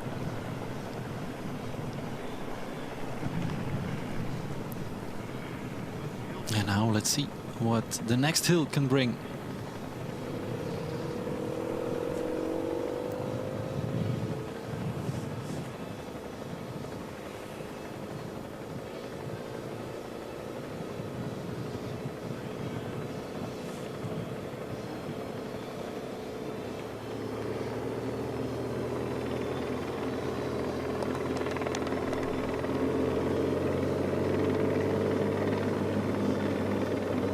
3 Dutch riders there at the front, with Swinkels to the left, then Van der Breggen, and then Vollering. Last year we had a complete Dutch podium with Bredewold, Van Dijk and Pietersen. Might be the case today as well. Return of Marianne Vos.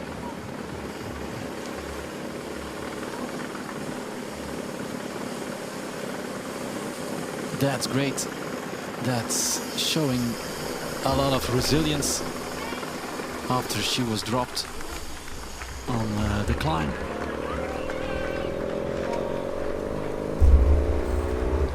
On the climb of the Geulemerberg.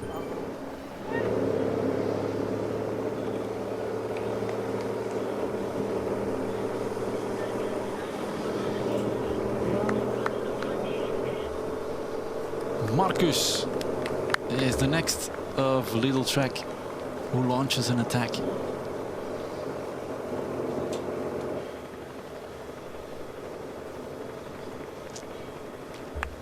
She's joined by an SD Works Pro Time rider and a UAE Team ADQ rider.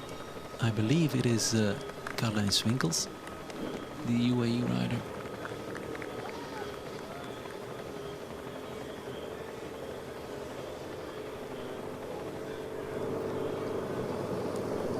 We have seen attacks by Moors, we've seen attacks by Adegeest, by Shirin van Anrooy.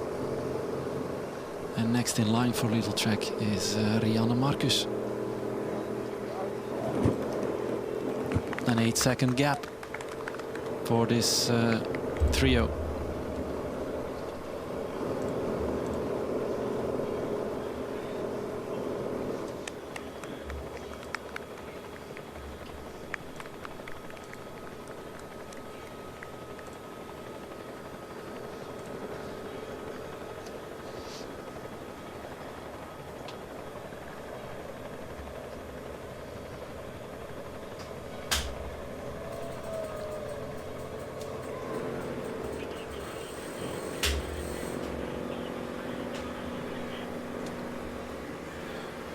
A 6-second gap between the 3 and the first chasing group, and then, according to Race Radio, 12-second gap to the next group.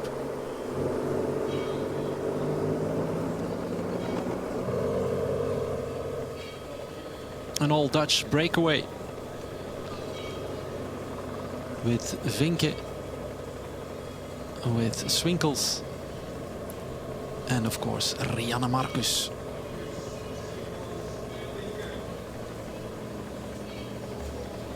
It looks like that a second group could join the first chasing group in a few K.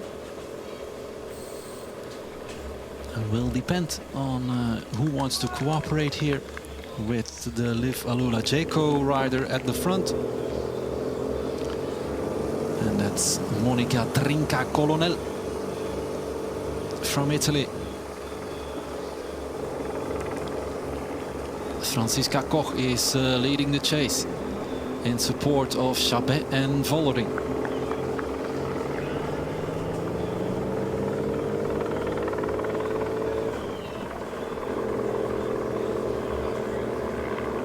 Swinkels, for many a one-star favorite today, has been riding and has been racing very well this season. As I already mentioned, she won Trofeo Binda in March and still in great shape.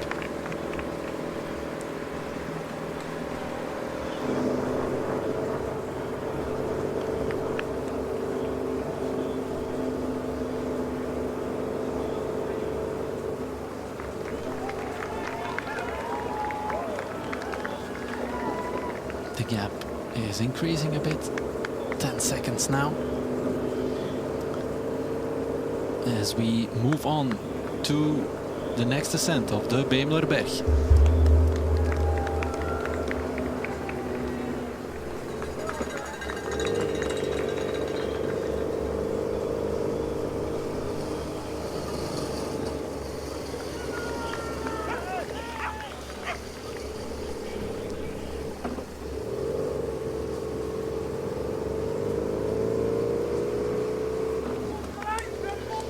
short climbs. Most climbs in this region no longer than 1 kilometer. But if you do 21 climbs in one race, it's quite hard, of course. And Chabet is trying to bring Vollering back to the front. With Adegest there as well, trying to disturb a bit, because her teammate Rianne Marcus is in the lead. But 7 seconds, not that much, of course. With 28k to go, all to play for in this Amstel Gold Race Ladies Edition 2026. A lot of favorites have survived so far.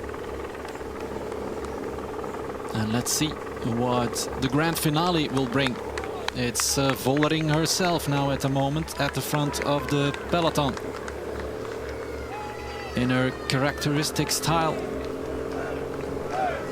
Franziska Koch has been dropped. Exit for the Paris-Roubaix winner of last week. But that's not quite a surprise on this course.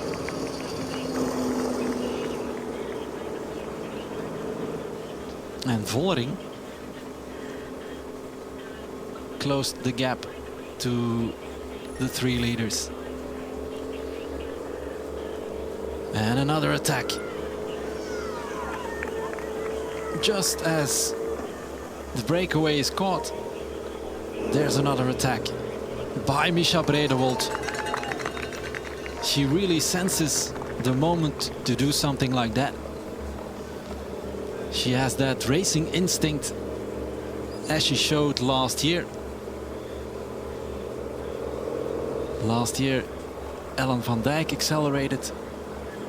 And when Van Dijk had a gap of maybe 5-6 seconds, Bredewold jumped to Van Dijk and they were off.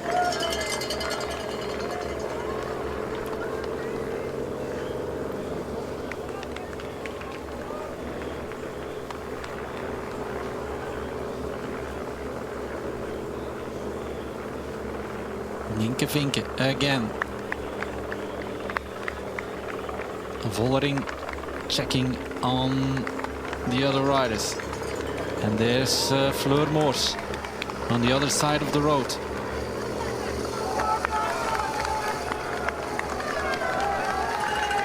Excuse me, Niamh Fisher-Black.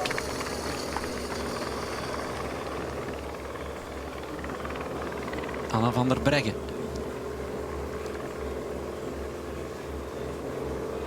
With another effort.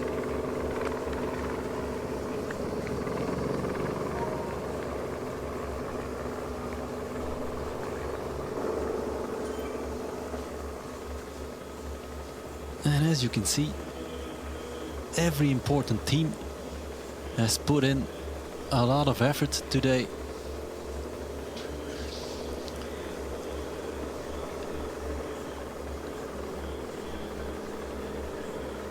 Puk Pietersen from behind. Great acceleration by the Dutch rider of Alpecin Premier Tech.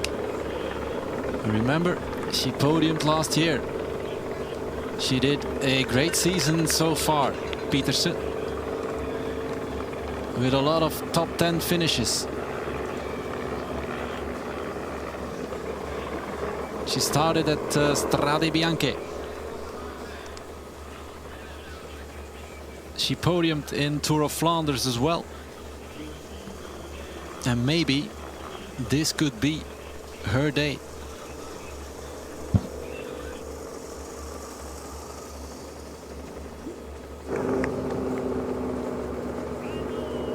Nienke Vinke again. She's impressive.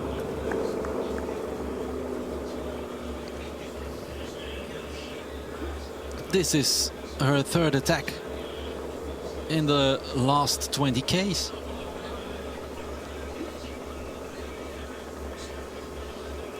Swingles now with Rueg. Attack after attack.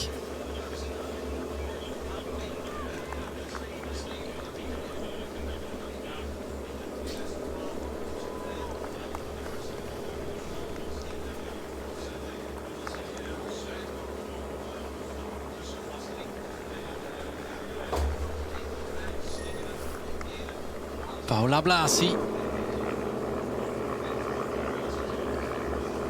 from Spain. She joins Nienke Vinke.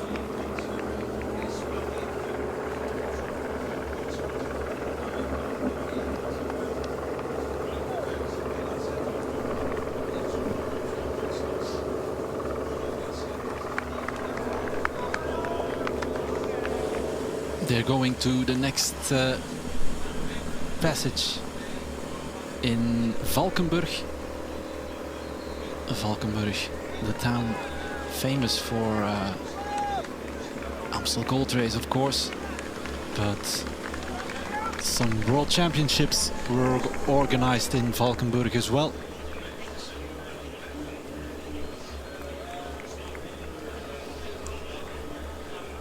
Leontien van Moorsel, the race director of Amstel Gold Race Ladies Edition, won the World Time Trial title in Valkenburg in 1998, for instance.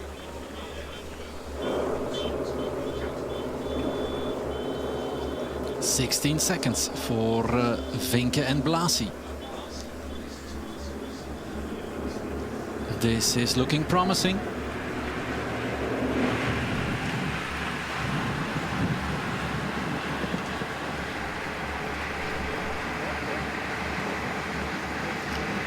Vinke is only 21 years old. And she was born in Amersfoort. And I'm mentioning that because Misha Bredewold was also born in Amersfoort. And Puk Pietersen as well. So it's a great region to start cycling when you're born in Amersfoort, that's for sure. Blasi taking over. And they're descending towards the next climb, towards the famous Kouberg.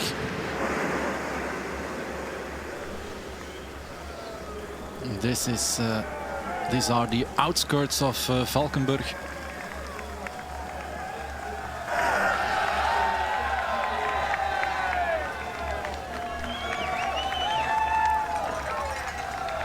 Kouberg, almost 12% as a maximum gradient.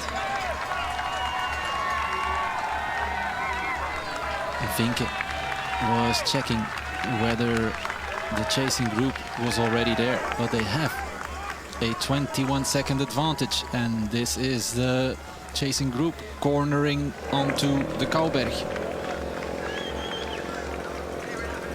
with Fisher Black for a little track here at the back. A lot of little track riders still in this group, with Van Anrooy and Marcus. Now it's again Chabet time, I believe. She needs to bring down that 25-second gap. Oh, Blasi is dropping Nienke Vinke. It's not a real surprise that Vinke is dropped now after her efforts in the last 20K. But that could change some dynamics in this race, because if SD Worx Pro Time does not have a rider at the front, they'll be eager to bridge the gap with Blasi.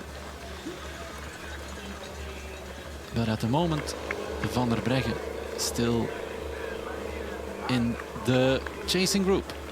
Paula Blasi. A solo effort by the Spanish rider.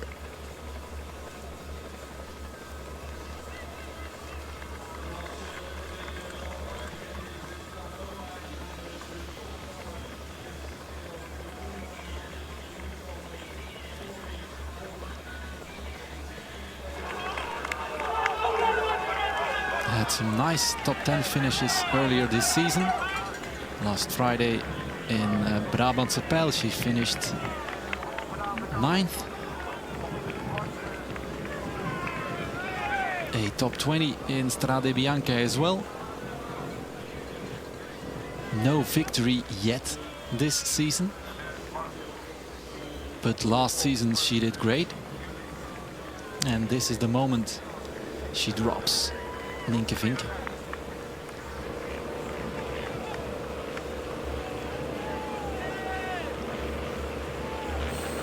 Paula Blasi won a stage in the Tour of Romandy last year. Maybe the most important win of her career so far.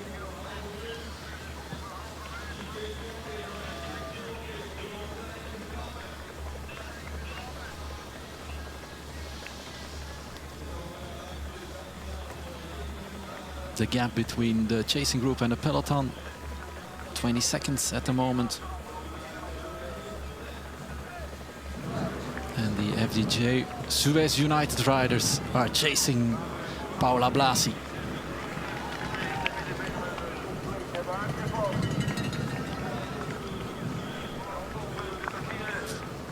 Ready for the final lap of this Amstel Gold Race Ladies edition.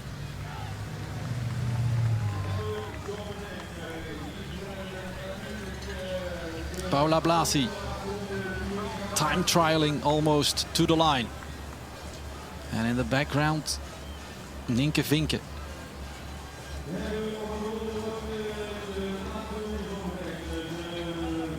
The Dutch rider still holding on, but she will be caught by the chasing group.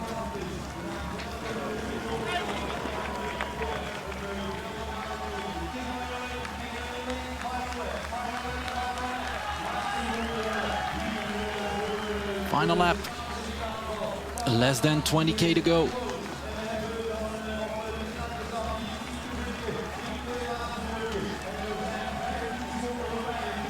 It is a great effort by Paula Blasi. And I'm wondering whether FDJ Suez has enough riders to support Demi Vollering in the chase. Only Berthet there at the moment.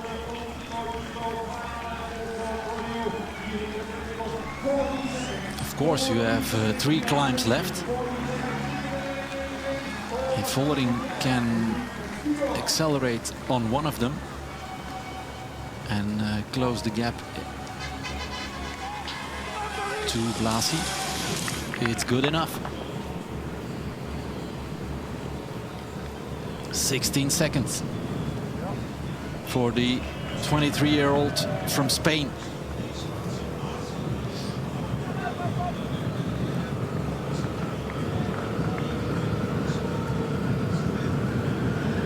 She started cycling in 2024 for a club team and quickly was recruited by UAE development team.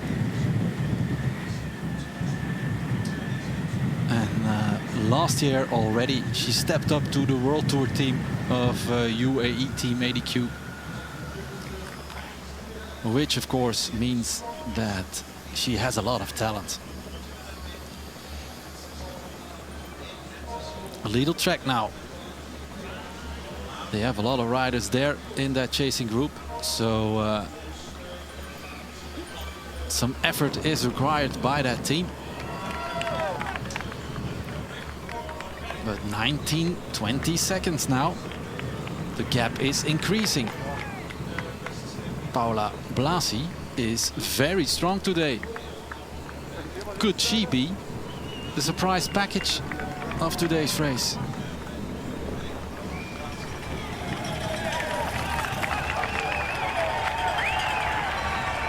Geulemerberg for the final time.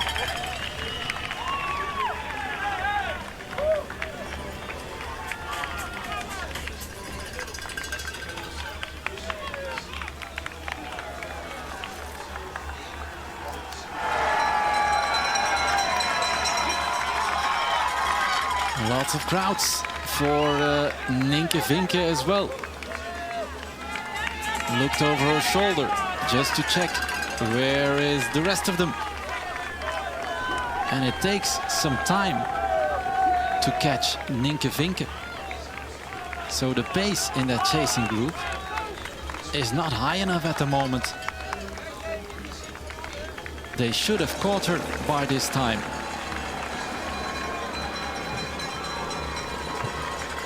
Vollering moving up.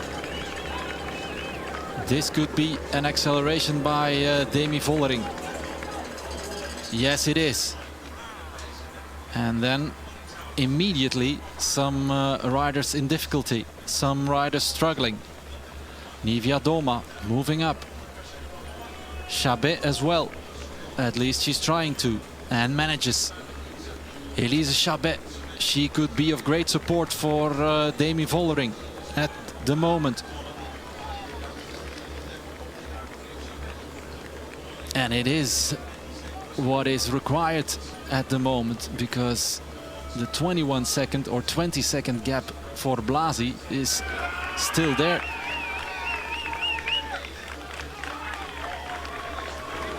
Great rhythm by the Spanish rider.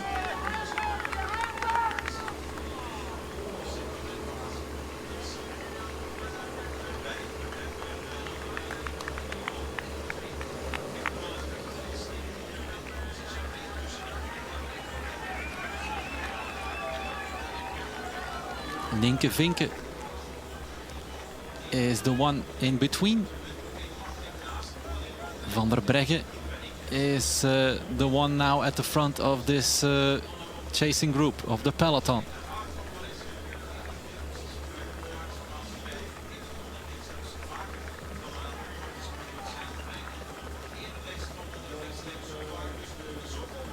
Stretched out, this group. Bredewold at the back.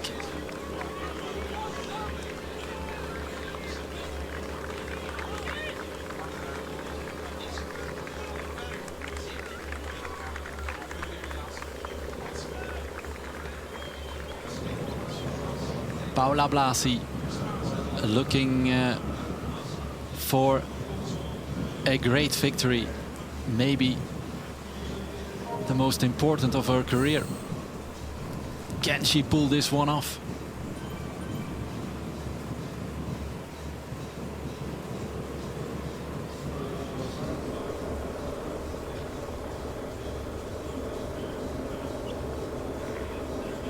Vinke might be wondering, where's the rest? Because she's been in between for a lot of time already.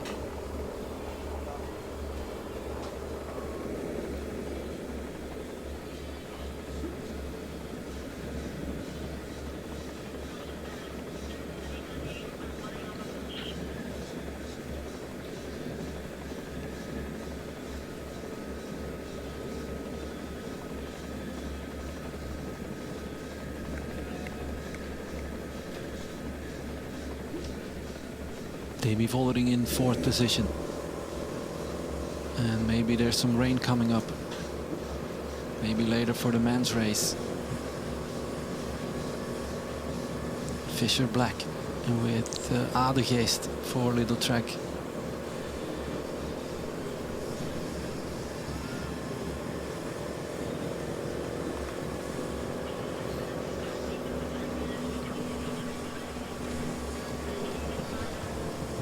Can Paula Blasi hold on the final Kouberg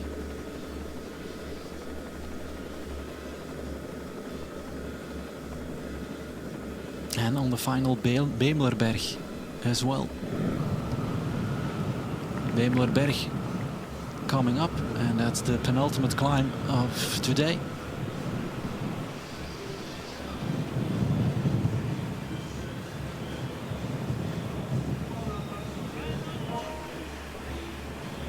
Great solo effort by the Spanish rider.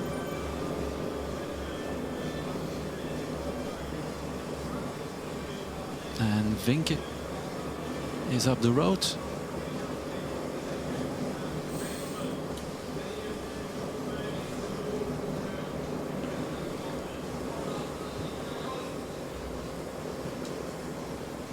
Pietersen with 21 moving up at the moment. Letitia Paternoster in this group as well. And it's FDJ Suez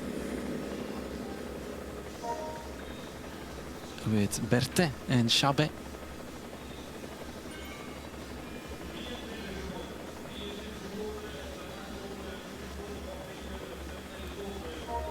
Marianne Vos is brought back by Femke de Vries. So it's a sign that the chase or the chasing group is not fast enough at the moment. If Marianne Vos can return, although Berthet and Chabet are pacing, it's looking better and better for Paula Blasi. If she can survive the Beemlerberg with 25 seconds to Nienke Vinke, and of course with 45 seconds to the peloton, she has a great chance to win it.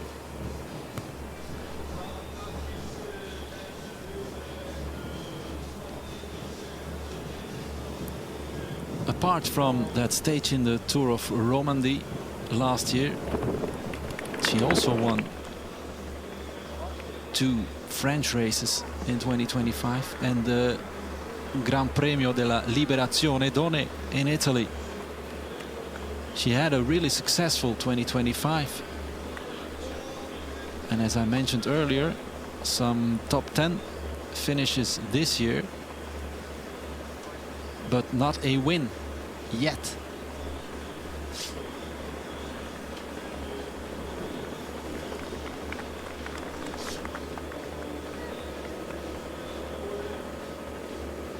Could Paula Blasi be the first non-Dutch rider in 4 years to win the Amstel Gold Race?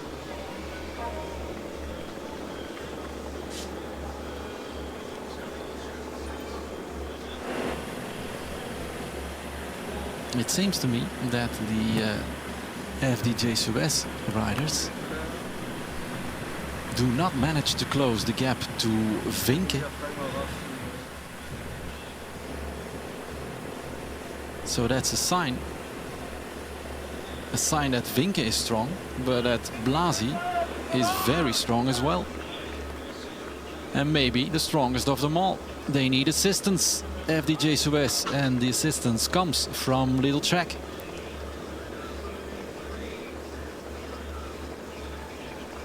Loes Adegeest for Little Trek, and then again Berthet.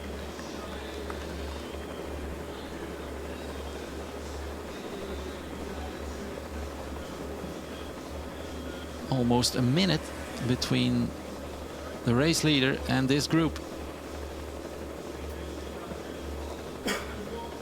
It's not a comfortable situation for these riders, for the favorites.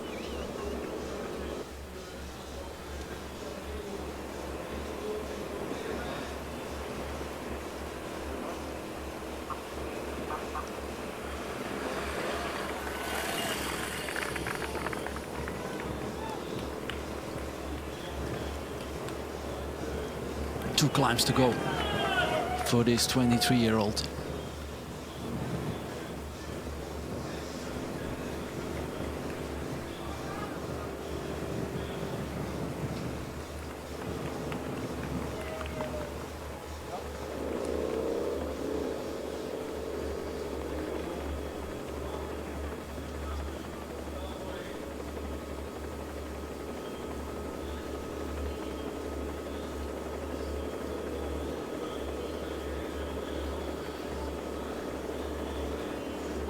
Chabet not there anymore for FDJ Suez. It's Berthet at the moment.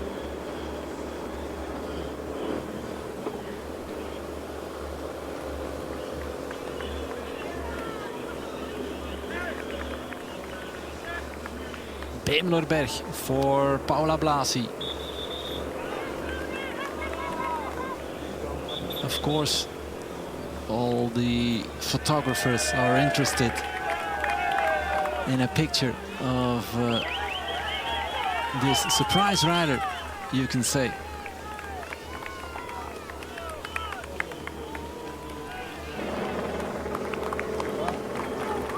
Maybe Little Track can organize things.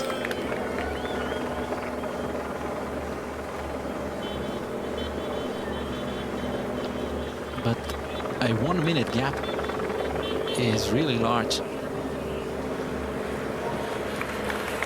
There has to be an acceleration on the Beemlerberg.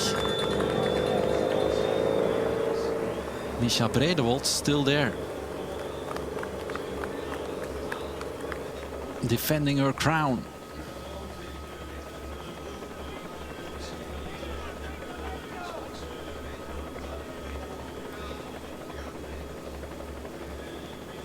And Vinke is still the first chaser. She's about to be caught, maybe on the top of the Beemlerberg.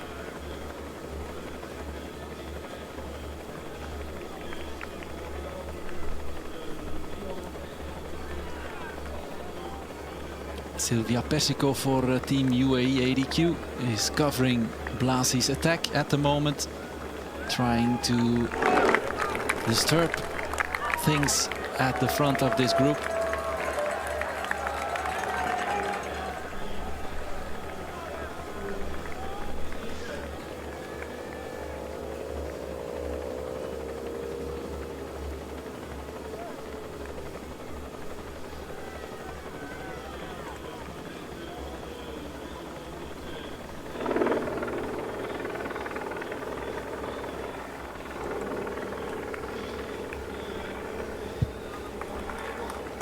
Nienke Vinke is suffering at the moment, but it's not a surprise, of course, after some huge efforts. And this rider, Paula Blasi, born in the northern part of Spain, in the Catalan region of Barcelona.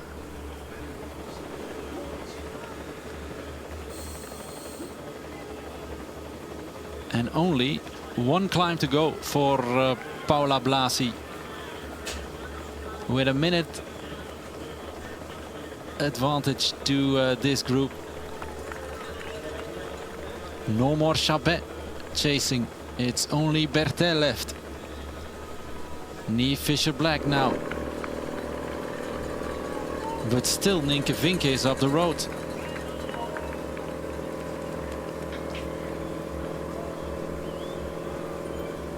And the favorites are looking at each other. They're gonna need a huge explosion in the final part of this race.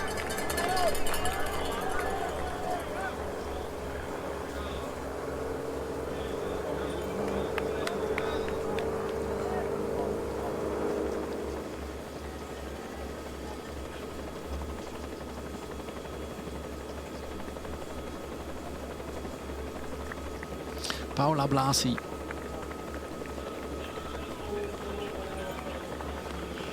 This is Nienke Vinke, of course, about to be caught, but you have the impression that she's about to be caught for kilometers on end.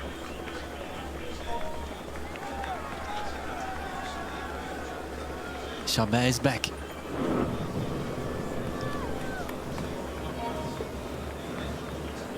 Some raindrops at the finish at the moment, and headwind. Maybe we should bear that in mind, the headwind on the final stretch. 8K to go, 8K to glory for Paula Blasi. It's looking very good for the Spanish rider. Entering Terbleit.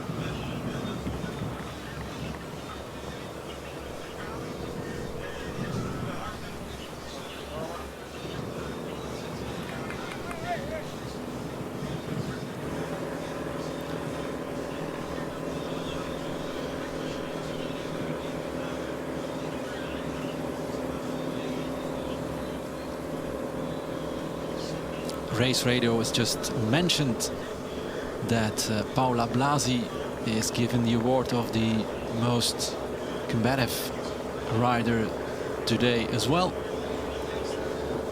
Well deserved.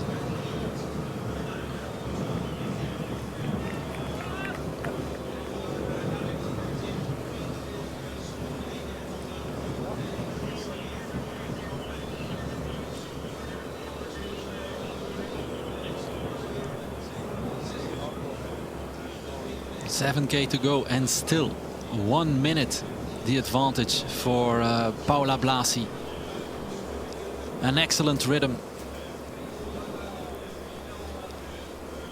An excellent performance.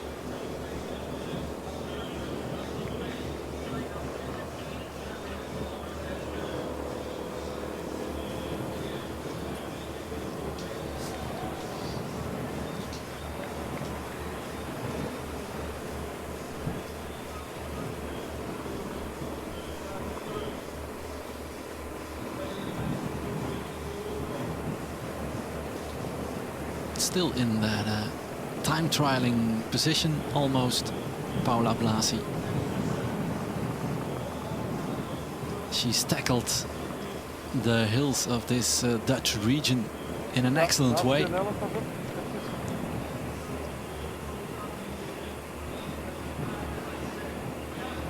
$6K to go. And still a great gap.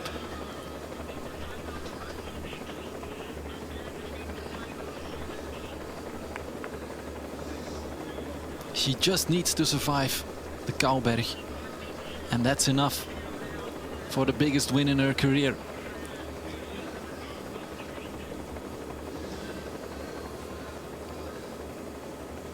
I don't see anyone bridging a 1 minute gap in the last 6K.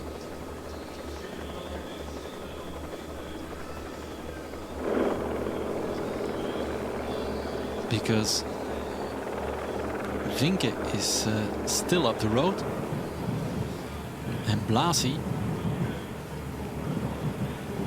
is just showing not any sign of fatigue.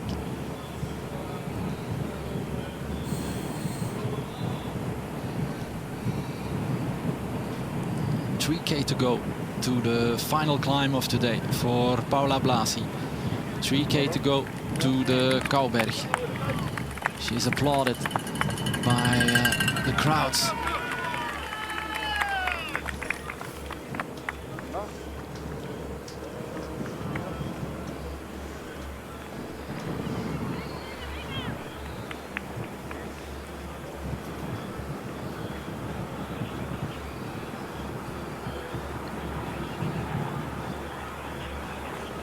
The most important 5K of her career so far coming up for Paula Blasi. Paula Blasi Cairol in full. Born in Esplugues de Llobregat, a Catalan town on the Costa Brava.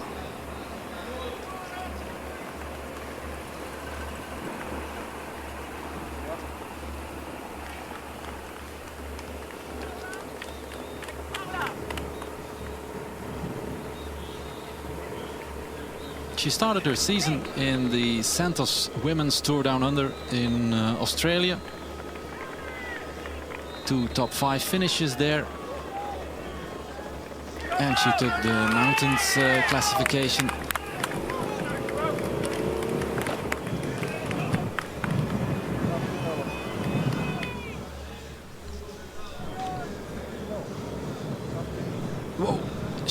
almost left the course there.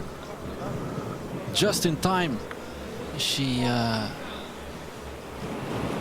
went left.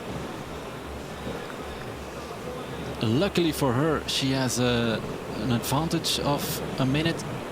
It once happened to Marlen Reusser as well in the final kilometers of Wevelgem a few years ago.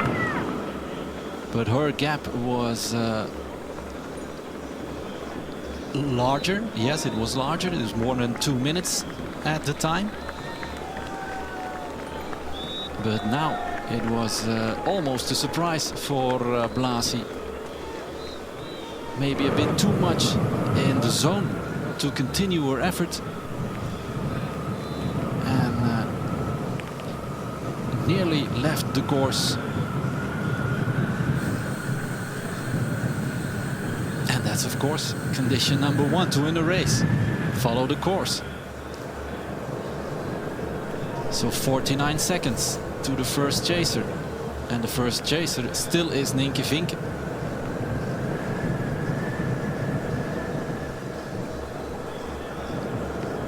With this gap, she can almost enjoy the final climb of today. She can almost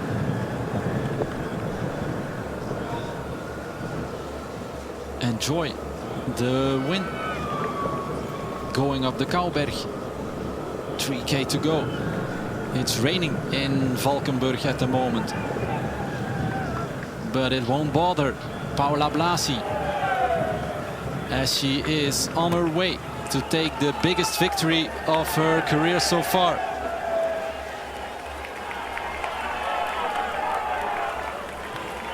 Cornered onto the Kouberg with caution.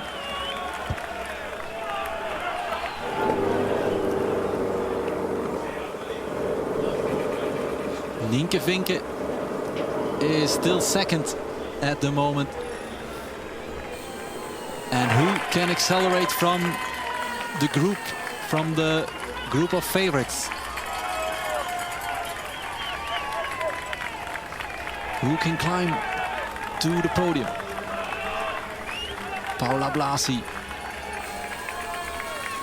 still having a great rhythm. Blanca Vas. She's piloting SD Works Pro Time riders to the corner to start the ascent of the Kouberg. Final climb for the group of the favorites. And now Nienke Vinke will be caught.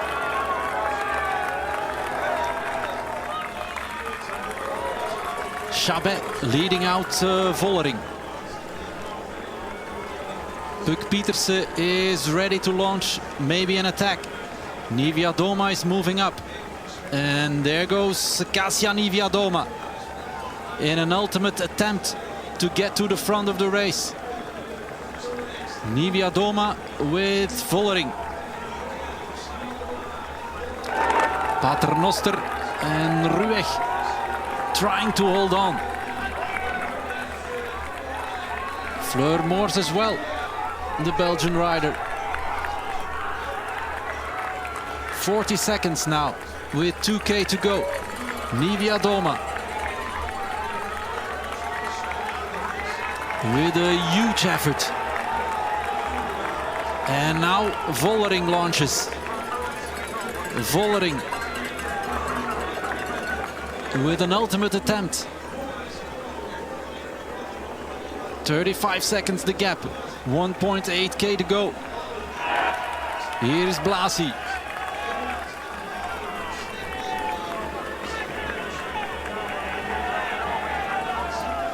Still looking good, but suffering, of course.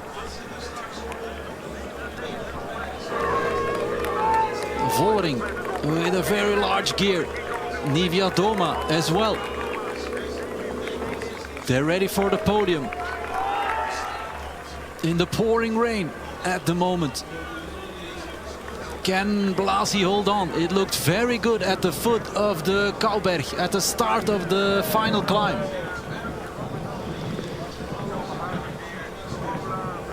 Can she hold on in the final 1300 meters of this race?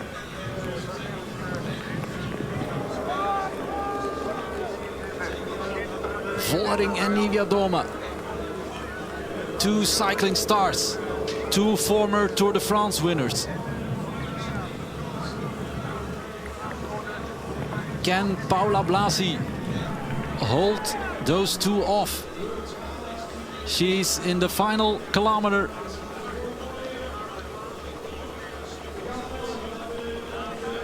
And bear in mind, the final K is not that steep in comparison to the Kouberg. She's gonna pull this one off. Paula Blasi, disbelief. Of course disbelief, because she beats great cycling stars. She's taking the biggest victory of her career so far. 23 years old, from Spain, Paula Blasi Cairol. She'll take the first victory of 2026. But it is an important one. It is the Amstel Gold Race Ladies Edition. And she can enjoy it in the last 100 meters because Vollering and Niewiadoma are in the background. Congratulations for Paula Blasi. Wow! What a win! What a surprise! Vollering and Niewiadoma battling for the second spot on the podium. Vollering launches her sprint. Niewiadoma is taking over, and Niewiadoma can take the second spot, or Vollering. It's a close one between those two. And here's Paternoster for place 4. Maybe she's beaten by Rueg on the line. Really strong. What an effort by Blasi, congratulated by Vollering. Good job. The European champion impressed by Paula Blasi, and the hug with Caroline Swinkels.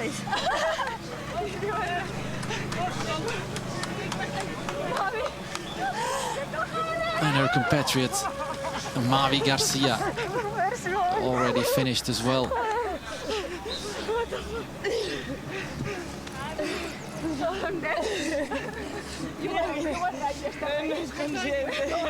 Really good. Second. Second. Niewiadoma is being confirmed that she is second.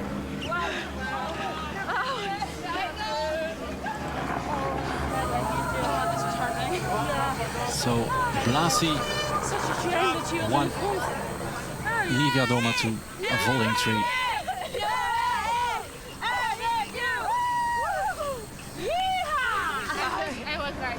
Paula. Bueno, el café. El café. What's the coffee from yesterday? Oh my God, you see?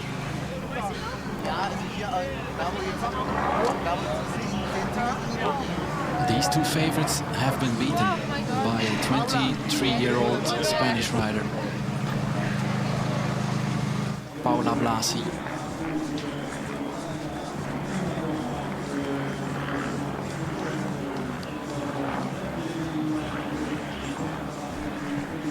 It was a great moment that she chose to attack together with Nienke Vinke, and she dropped Vinke on one of the climbs. She continued and persisted. Here again, the sprint for the second place between Vollering and Niewiadoma. And it's Niewiadoma who apparently takes it on the line.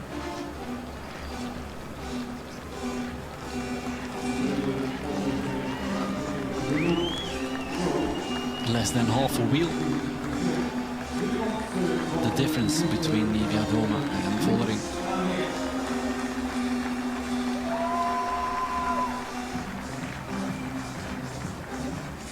And these images speak for themselves. Exhausted, but truly happy.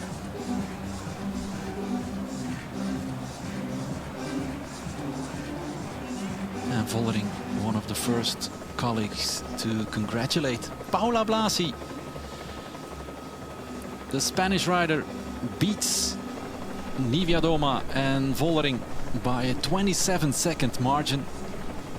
Paternoster fourth, then Rueg, Swinkels, Van Dam, the Canadian rider of his Malise bike, and then 3 Dutch riders completing the top 10 with Marcus van der Breggen and Pietersen.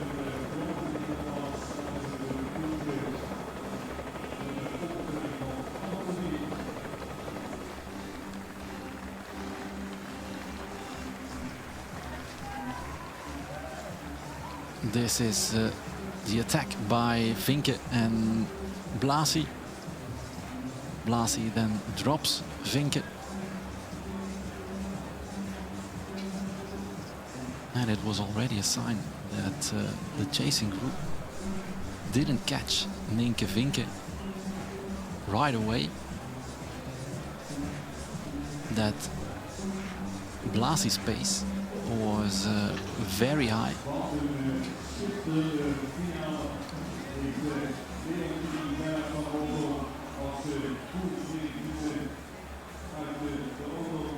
This was a moment of scare for Spanish rider. She almost left the course with 4K to go, but she had a 1-minute gap and she held on to the line. And then, of course, disbelief sinks in.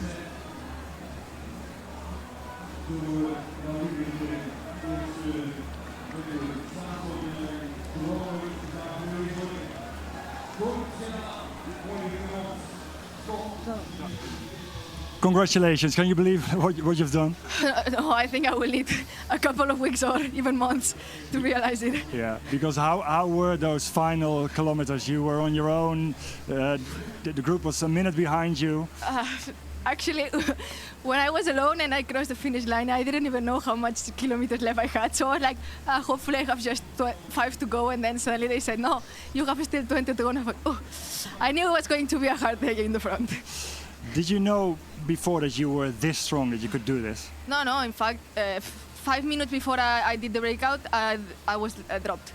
So I just came back and I said, okay, let's give it a go, try to help the team, and then suddenly I found myself in the front. Yeah, because at that time it was a very hard race. So how did you do it? I don't even know. Since the beginning, I already said to the team.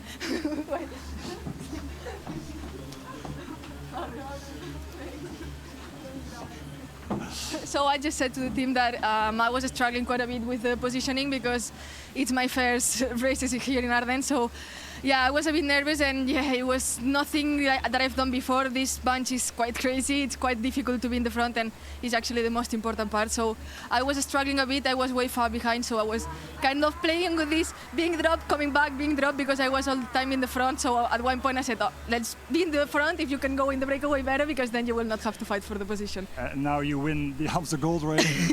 Like, what does it mean to you?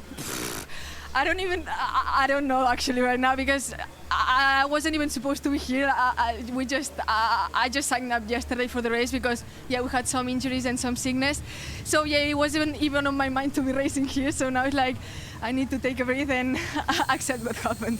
Congratulations. Thank you. Thank you very much. What a story behind this win. And as you mentioned, Paula Blasi struggled to hold on at a certain moment in this race and then just attacked. She attacked, so it won't be necessary anymore to fight for a position in the group. And this is a great outcome for Paula Blasi. A win on one of the most important races on the women's calendar.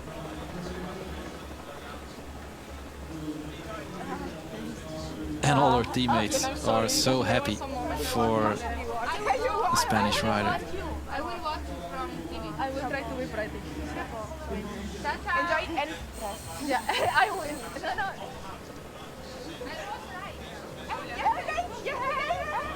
A new name on the honorary list of the Amstel Gold Race. Paula Blasi in 2026. She takes a surprise win in Valkenburg.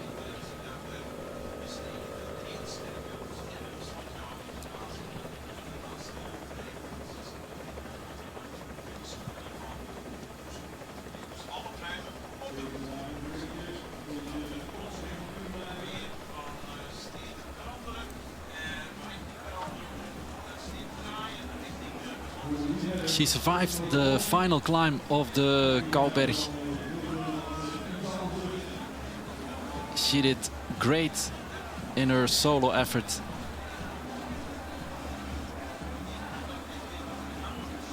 She's just the best rider of today's race. The strongest one.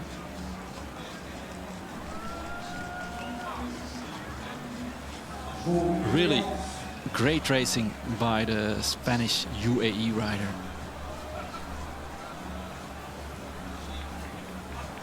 Again, a sprint between Vollering and Niewiadoma for the second place. And the Polish champion beats the European champion on the line. By a small margin, but she takes second spot. Niewiadoma.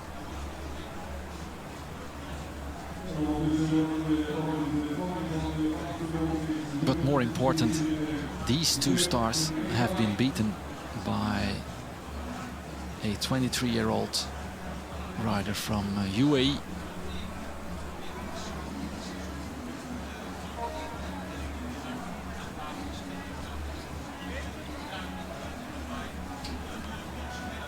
It's a sign that it was a very hard race for the favorites as well, for the teams of the favorites. They had to put a lot of effort in the positioning coming to the local circuit.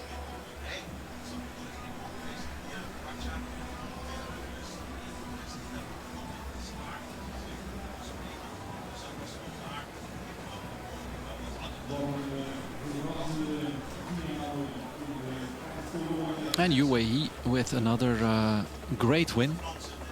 As I mentioned before, Carlijn Swinkels has won Trofeo Binda, a very important race on the women's calendar.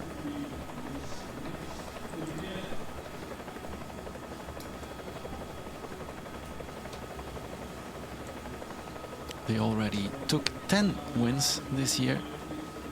UAE, Team ADQ.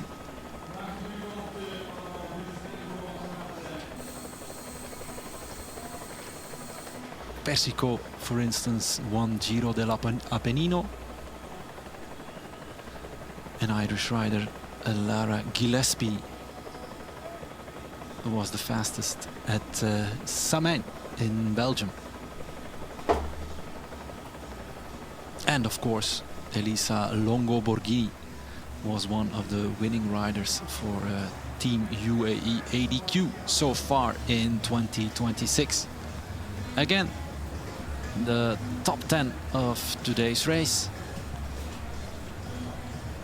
with Blasi holding on to a 27-second gap. Niewiadoma in second place, and then Vollering, the European champion, who completes the podium. A lot of Dutch riders in today's top 10. But Spain on top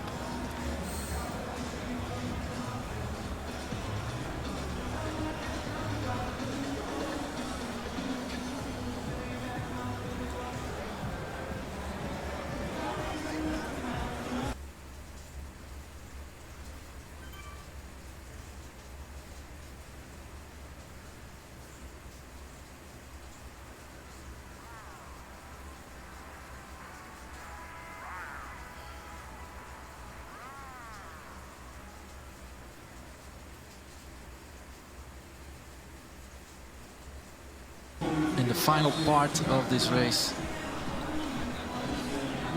Some rain, but it didn't bother Paula Blasi.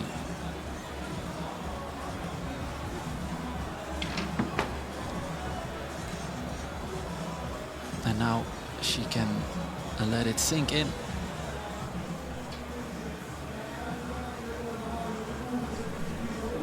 She can overthink what she managed to do today.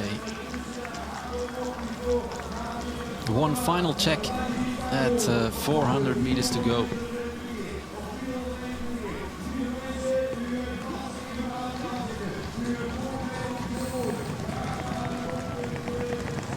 And then disbelief takes over.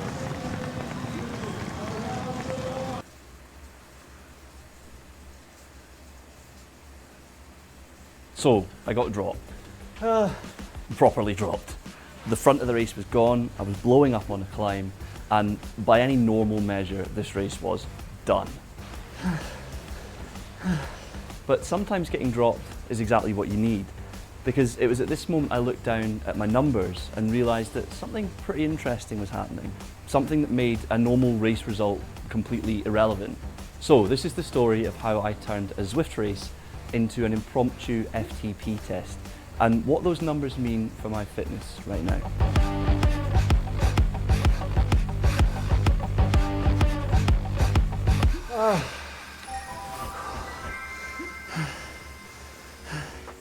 The course this week was stage 1 of the PA Racing Championship, the Jungle Circuit. This course is defined by 2 main factors. Firstly, it's mostly gravel, which means a meaningful power penalty. For any amount of power you're putting in, your speed will be lower, and therefore drafting isn't as effective. And secondly, there's a moderate climb right in the middle of the race. It's not an absolute killer by racing standards, but it is enough to potentially blow up any group that forms at the start. Coming into this race, neither of those things particularly suited me. I was coming off quite a big week of training, my legs were tired, and I was feeling a little bit spent. Coming into the race with a little bit of fatigue, my legs feel a little bit heavy, which isn't great, but we'll do our very best as always. Safe to say I wasn't hoping for a heroic result, but I was hoping to stay near the front, be competitive, and just sort of see what happened. It's been a wee while since I finished near the sharp end of a race, so I'm hoping for at least a halfway decent performance today. The plan is, as always, just to stay in the front third of the group if I can, and the finish on this course is just slightly uphill, so it'll be a kind of uphill sprint for the line if we get there in a good position.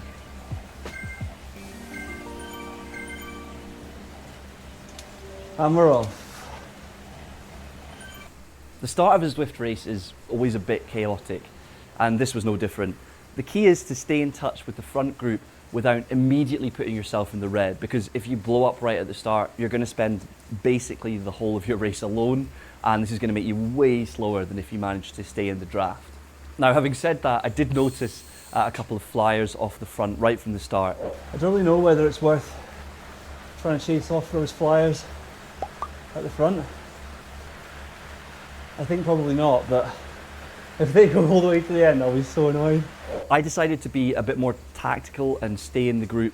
In my experience, solo flyers, especially so early on in the race, very rarely make it to the end, and unless there's a group with them, they'll normally get reeled back in. So I decided to save some power and stick with the bunch. The start of this race went pretty hard, the pace was high, and my power numbers for me were pretty high. You can see we're spending a lot of time in the orange and the red. But in spite of this, I was kind of feeling okay. Feeling decent so far. We're in the front group, minus the flyer off the front. I'm feeling okay, so see how that goes once we get to the climb. I knew that the climb was to come, and this is where, for me, this race was going to be won or lost. Okay, here comes the climb. I'm just going to try and hang on as best I can. The heart rate's creeping up. Now, if you've watched this channel before, you'll know that climbing isn't exactly my strongest suit. I'm a bigger rider. My power to weight ratio is okay, but it's not the best. And on anything with a bit of a gradient, the pure climbers just sort of float away from me. I did give it absolutely everything on this climb to try and stay in contention.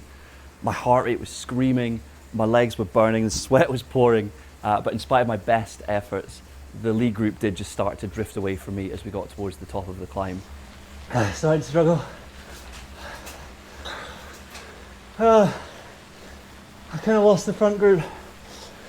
It's always so disheartening to see, but unfortunately for me, it's a sight I'm fairly used to by now. What I will say though is that I didn't just sit up and accept it, and I didn't give up.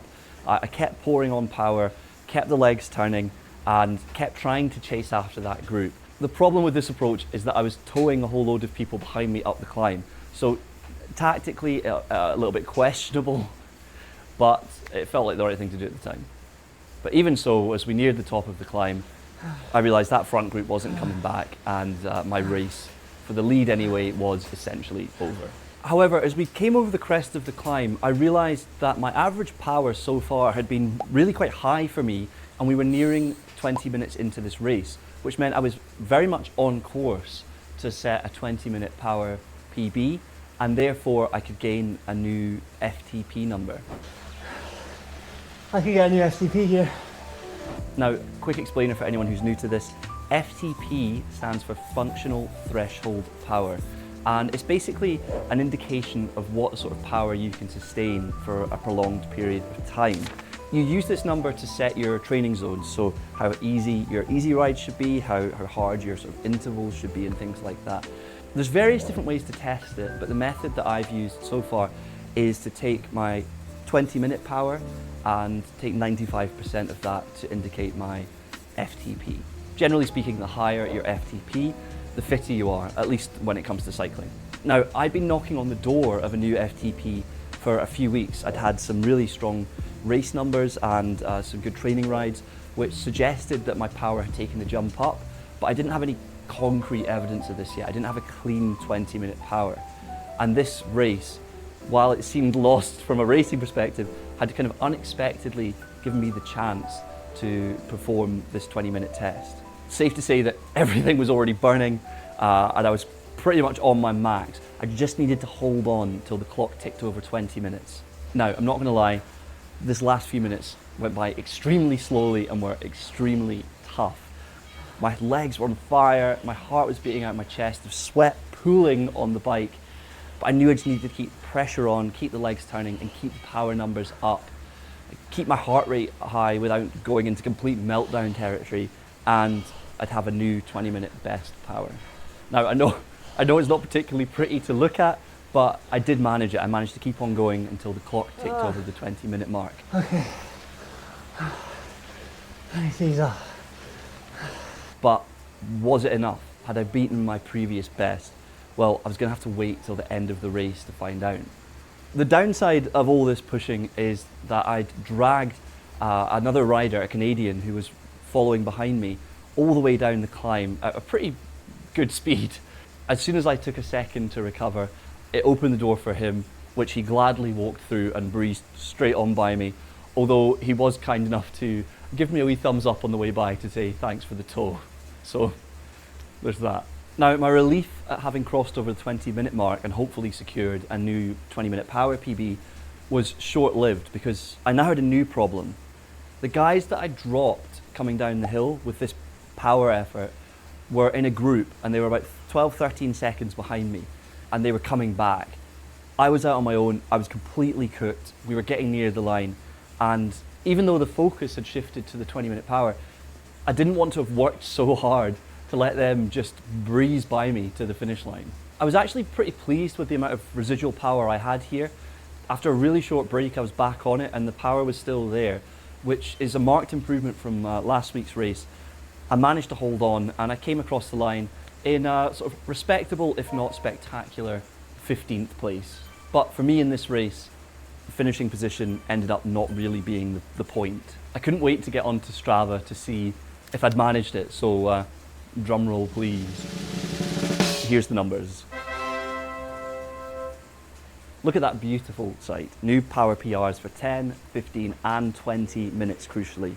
I was previously working with an FTP of 236 watts, but with this new 20-minute effort, I'm taking 95% of that I estimate around about 244, 245 watts now, which is a jump, honestly, that I'm really, really pleased with. Now, before we get too carried away, there is one caveat that's worth being honest about. For a 20-minute power FTP test, really you're meant to stay sitting the whole time. Standing recruits different muscles and it kind of muddies the data a little bit. So yeah, I can't really claim this as a fully clean FTP test. But here's my honest assessment. Even discounting the standing portions and being a little bit conservative about the numbers and what they mean, I do believe this represents a genuine step up in fitness. The standing was pretty minimal and my working FTP, I'm pretty confident, is now higher than it was. This is fantastic because it means that my training and all the things that I'm doing are pushing me in the right direction, which is really great to see.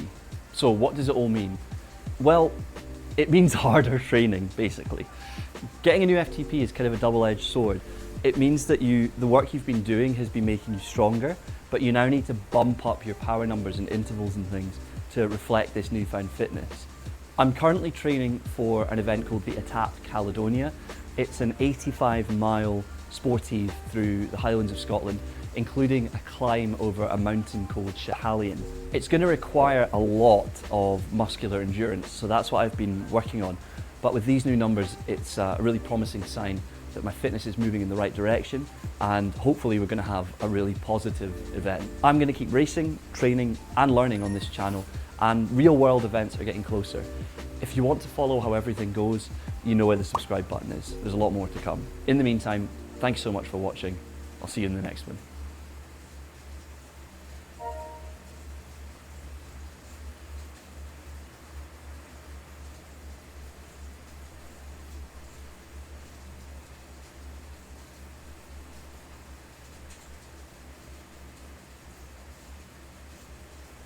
Talk about something many English learners ask me. How can I stop translating in my head? How can I start thinking in English? Hello everyone, welcome back. Maybe you understand English well. You know grammar. You know a lot of vocabulary. But when you try to speak, everything feels slow. And you translate every sentence from your language into English. Does that sound like you? In this video, I want to explain what thinking in English really means, what academic research actually says about it, and most importantly, how you can train your brain to think in English step by step. I will also share my own experience of learning a second language to fluency. I will tell you what actually helped me. What does thinking in English really mean?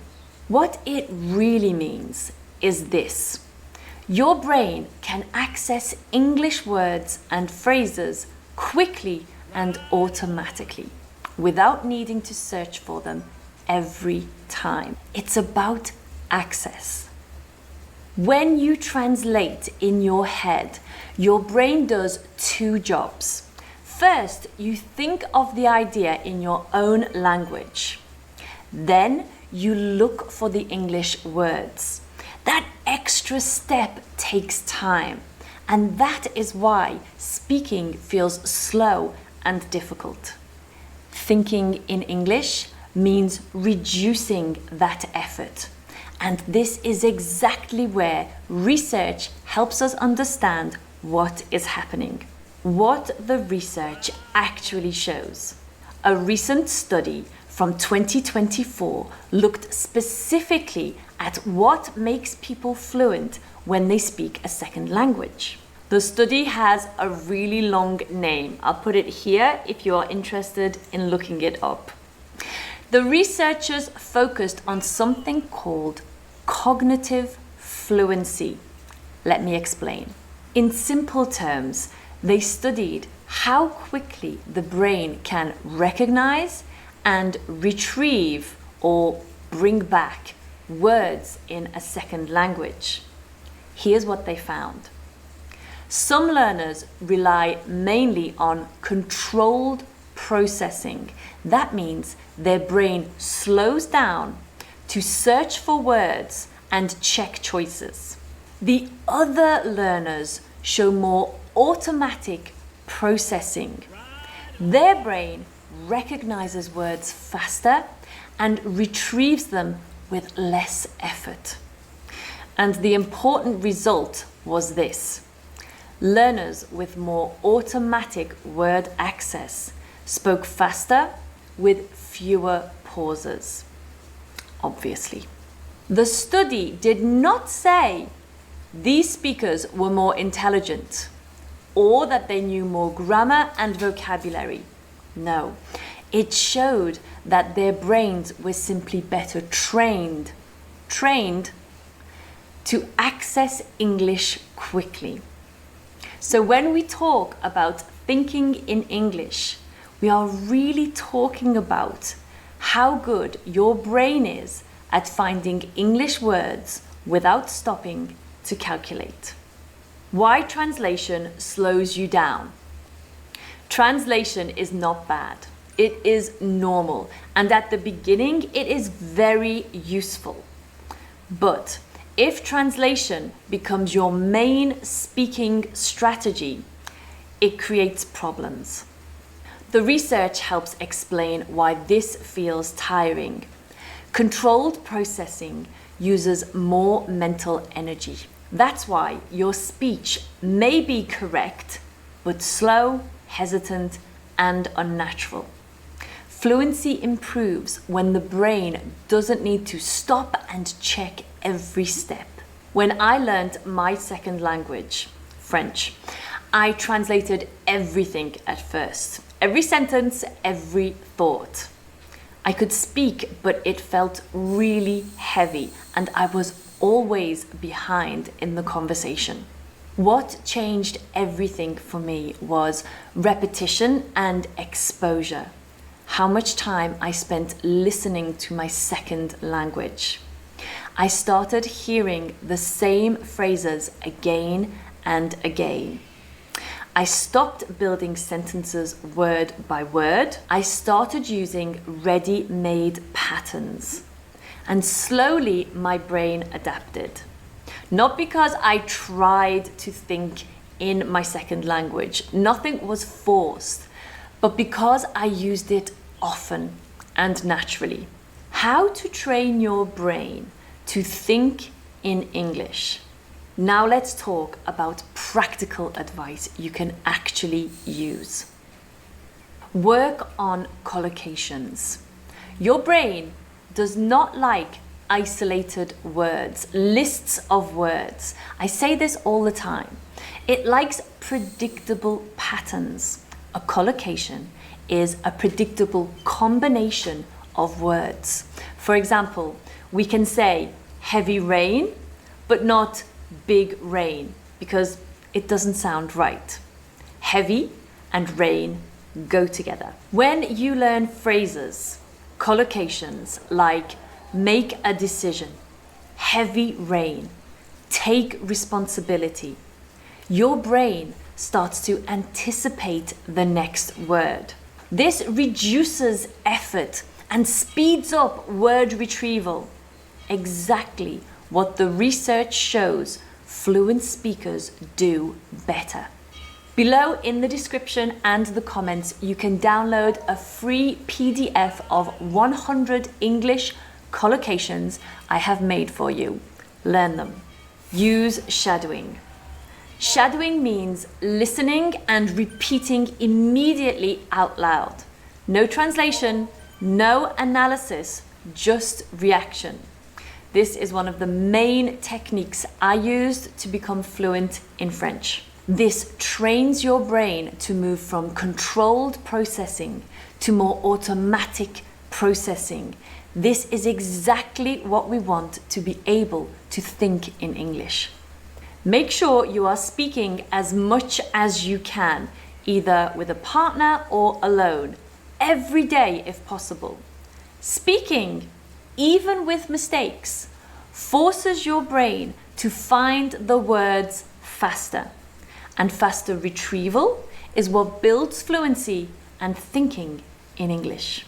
Use English stories for input. This is exactly why I post 2 story videos every month on this channel.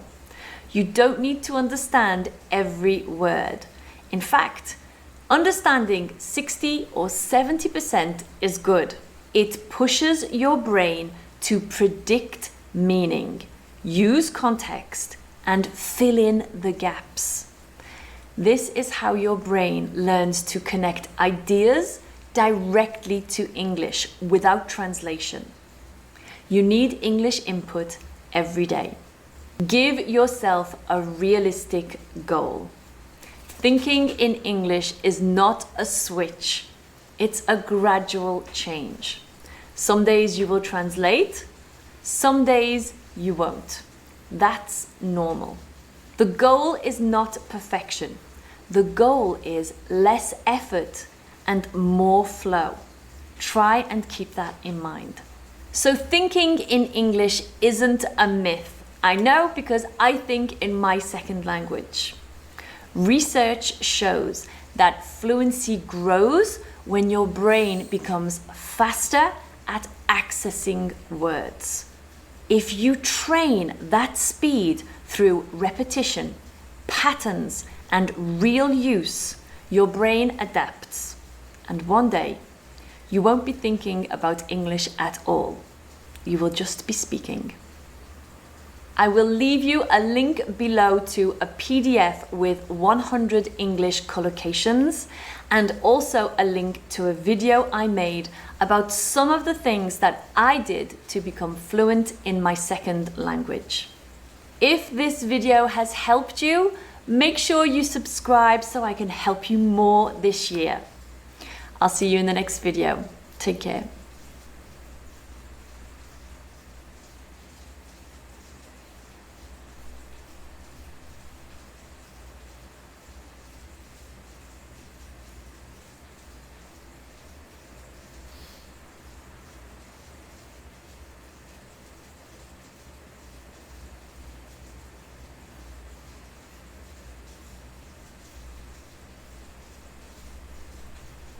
Procrastinating is choosing to delay a better future. It's choosing to ignore the results that you could be having, the potential that you could be fulfilling. Fix the inputs and the outputs will fix themselves. Fix the daily habits and you'll be led to a different destination. Time is precious. Today, you and I are getting to learn from the incredible James Clear. He's widely regarded as one of the top experts in the world on habit formation and behavior change, whose book on habits has sold 25 million copies. I'm talking about none other than Atomic Habits. I feel like if I sit there and I ruminate about something, it just gets worse. It gets bigger in my head. But if I take one small action on it, if I just get started on it, now I'm influencing the outcome. Now I'm shaping what's going to happen. Action relieves anxiety. You said at the very beginning is that the secret to winning is knowing how to lose. How do you start the engine up again, and what's the mistake you see people making? There's just a period where you just got to get through. Life might be bad now, but that doesn't mean it's always going to be that way. Life might be hard now, but it's not always going to be hard. And you're going to be okay. You're going to make it out the other side. I think we should all give ourselves permission for our habits to shift based on the season that we're facing. Explain the 4 laws of behavior change. The first law is to make it obvious. The second law is to make it attractive. The third law is to make it easy. The easier, more convenient, frictionless, simple a habit is, the more likely it is to be performed. And the fourth and final law is... That's amazing. Hey, it's your buddy Mel, and before we jump into this unbelievable conversation with James Clear, you're about to learn that you're not the problem. The fact that you don't have systems is the problem. You're going to learn these systems. We're going to get right into it. You're going to love this. It's going to help you achieve your goals. But I have a goal too. My goal is that 50% of you who watch here on YouTube are subscribers. And right before we were about to start this episode, my team showed me this. 57% of you who watch the Mel Robbins podcast here on YouTube are not subscribers. You're the kind of person who likes supporting people who support you. My goal is that we get to 50%.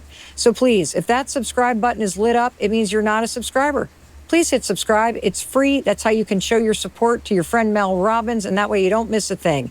It also tells me and the team, oh my gosh, you love the guests that we're bringing you, the content that we're putting here, and an attempt to support you in creating a better life. All right, thanks for doing that. You ready to break bad habits and lock in new ones using James Clear's research? I bet you are, so let's jump in. James Clear, welcome to the Mel Robbins Podcast. Hello, Mel. How are you? I am fantastic. I am so excited to be able to have this conversation with you because your work has made such a big difference in my life. I have bought Atomic Habits and pressed it into people's hands more times than I can count. And to be able to unpack the simple but powerful insights today, I've just been looking forward to this since I started the podcast. No, thank you so much. That's very nice of you to say. Well, it's true. And here's where I want to start. What will I experience in my life that could be different, James, if I take everything that you're about to share with us and teach us today to heart and I apply it to my life? Well, I'll give you three things right off the bat. So first is action relieves anxiety. Action relieves anxiety. So if you're feeling stressed about something, you fear something, there's a problem that's kind of bothering you, taking action on it reduces the fear that you feel about the problem because now you're influencing the outcome. Second thing is it builds resilience. So in a lot of ways, I feel like the secret to winning is knowing how to lose. And what I mean is it's knowing how to bounce back from a loss. And so many of the things that we'll talk about today are about getting started and about making it easier for yourself to get started, particularly after you fail, after you suffer something. And so the secret to winning is knowing how to lose, and these strategies will teach you how to be more resilient and bounce back from those losses. And then the third thing is better results. In a way, procrastinating is choosing to delay a better future. It's choosing to ignore the results that you could be having, the potential that you could be fulfilling. And most of our outcomes in life are a lagging measure of the habits that precede them. So your bank account is a lagging measure of your financial habits. Your physical fitness is a lagging measure of your training habits. Your knowledge is a lagging measure of your reading habits. It's the thing that is the result of the action. You're basically saying the bank account I see today is a result of the habits that I had like a year ago? Almost all things that we have now are a result of the daily life, the daily system that we've been following for the last, say, 6 months or a year or 2 years. It's the things that you do each day that lead you to the outcomes that you have right now. Now, look, I'm not saying that habits are the only thing that matter in life, right? You have luck and randomness, you've got misfortune. There are all sorts of things that can influence the final outcome. But by definition, luck and randomness are not under your control, and your habits are. And the only reasonable, rational approach in life is focus on the pieces of the situation that are within your control. And so we also this is an interesting thing in life. We also badly want better results. We also badly want to make more money or double productivity or be fit or reduce stress. But the irony is the results are not actually the thing that needs to change. It's like fix the inputs and the outputs will fix themselves. Fix the daily habits and you'll be led to a different destination. In some ways, I feel like the two time frames that matter most in life are like 10 years and 1 hour. So 10 years is shorthand for like, what are the big, meaningful things that you really care about in life? I mean, you sit there and think about most of us, like, what do we really want to do? We want to have a marriage that we're proud of, or raise kids that are successful, or to build a business that thrives, or to get in the best shape of your life. Whatever it is, whatever that big thing is, it's almost always a multi-year, sometimes a multi-decade process. So 10 years is shorthand for like, what's that big vision? Yeah. And then 1 hour is shorthand for what can I do in the next hour that contributes to where I want to be in 10 years. Never let a day pass without doing something that is going to benefit you in a decade. And if you can live in those two mind frames, if you can have like both this long-term vision and this bias for short-term action, you don't let a day pass without doing something that's going to benefit you 10 years from now, you don't even need to wait 10 years usually. Usually it's like a year or two and you're shocked by how much progress you made. Well, already you are dropping very clear, very simple, and very powerful truths, I'm going to call them, that action relieves anxiety, which we're going to dig into, that the secret to winning is knowing how to lose. And tell me the third one again about procrastination. Procrastinating on something important is choosing to delay a better future. So you know this is important to you. You know this is important to your life, but not taking action on it. Now you're just kicking the can down the road, right? Pushing the results further and further out. And so the question you asked me was, if I take this seriously and I follow through on these things, how will life change? Yes. And the answer is, you'll no longer be delaying a better future. You'll be working toward it. You'll be contributing to it. Interview's over. I mean, that right there was absolutely, I cannot wait to dig into this. What I would love to talk about first, though, in case the person who is listening right now or who's watching on YouTube doesn't know what a habit is. What is the simplest definition for how to think about a habit, and why are they so important? Sure. Okay, so good question.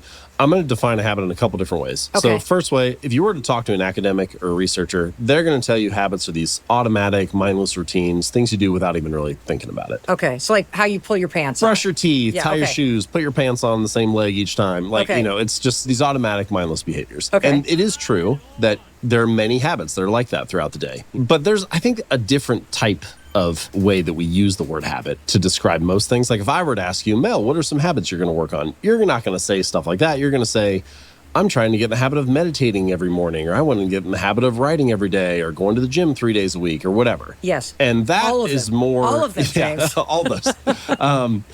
That's more like a routine. In a technical academic sense, it's not automatic the way that brushing your teeth might be. But what you mean is I want to do it consistently and, regularly. And so most of Atomic Habits is about that stuff. It's about how do we pick these big, important things in our lives and do them with greater consistency and frequency.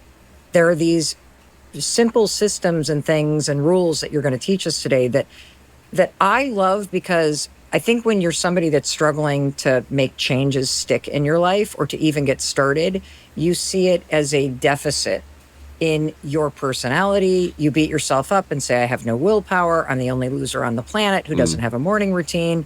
And what I love so much about your work is you're about to show us, no. It's not a failure in you. It's a failure in the things that you're going to teach us. Well, a lot of the conversation about habits kind of frames things that way. Like if you hear people say, I wish I just had the discipline to follow through on this. Or, hey, maybe if you really wanted to do it, then you would follow through. Maybe if you really wanted to do it, you would have more willpower, or discipline, or grit. And, I don't want to totally dismiss discipline and willpower and grit. Like they're all very important qualities in life. But I don't know that answer is quite right. I think many people, I bet, most people genuinely do want to improve, genuinely do want to perform at a higher level, genuinely would like to have better results. So what I would say is, look, if you're struggling to improve, the problem isn't you. The problem is your system. We don't change, not because we don't want to change, but because we have the wrong system for change. And if you can have the right system, the right elements in place, then improving becomes much easier. Well, I flagged that exact quote. I'm going to read to you from Atomic Habits, page 27. If you're having trouble changing your habits, the problem isn't you. The problem is your system. Bad habits repeat themselves again and again, not because you don't want to change, but because you have the wrong system for change. You do not rise to the level of your goals. You fall to the level of your systems.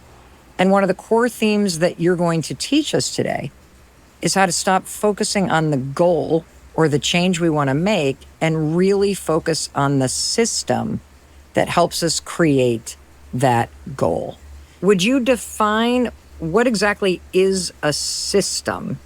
A system is just a collection of habits. So it can be really small habits, but it's a collection of habits that are all oriented toward the same outcome. Oh, I'm thinking about how to make the habit stick. So you're first talking about, okay, you've got this result that you want, you have this goal, but what is the system, the daily things that you're going to be doing in order to make this result happen in the future? Now, before we get into goals versus system, for somebody who hasn't read the book, could you talk about that concept in Atomic Habits, getting 1% better every day?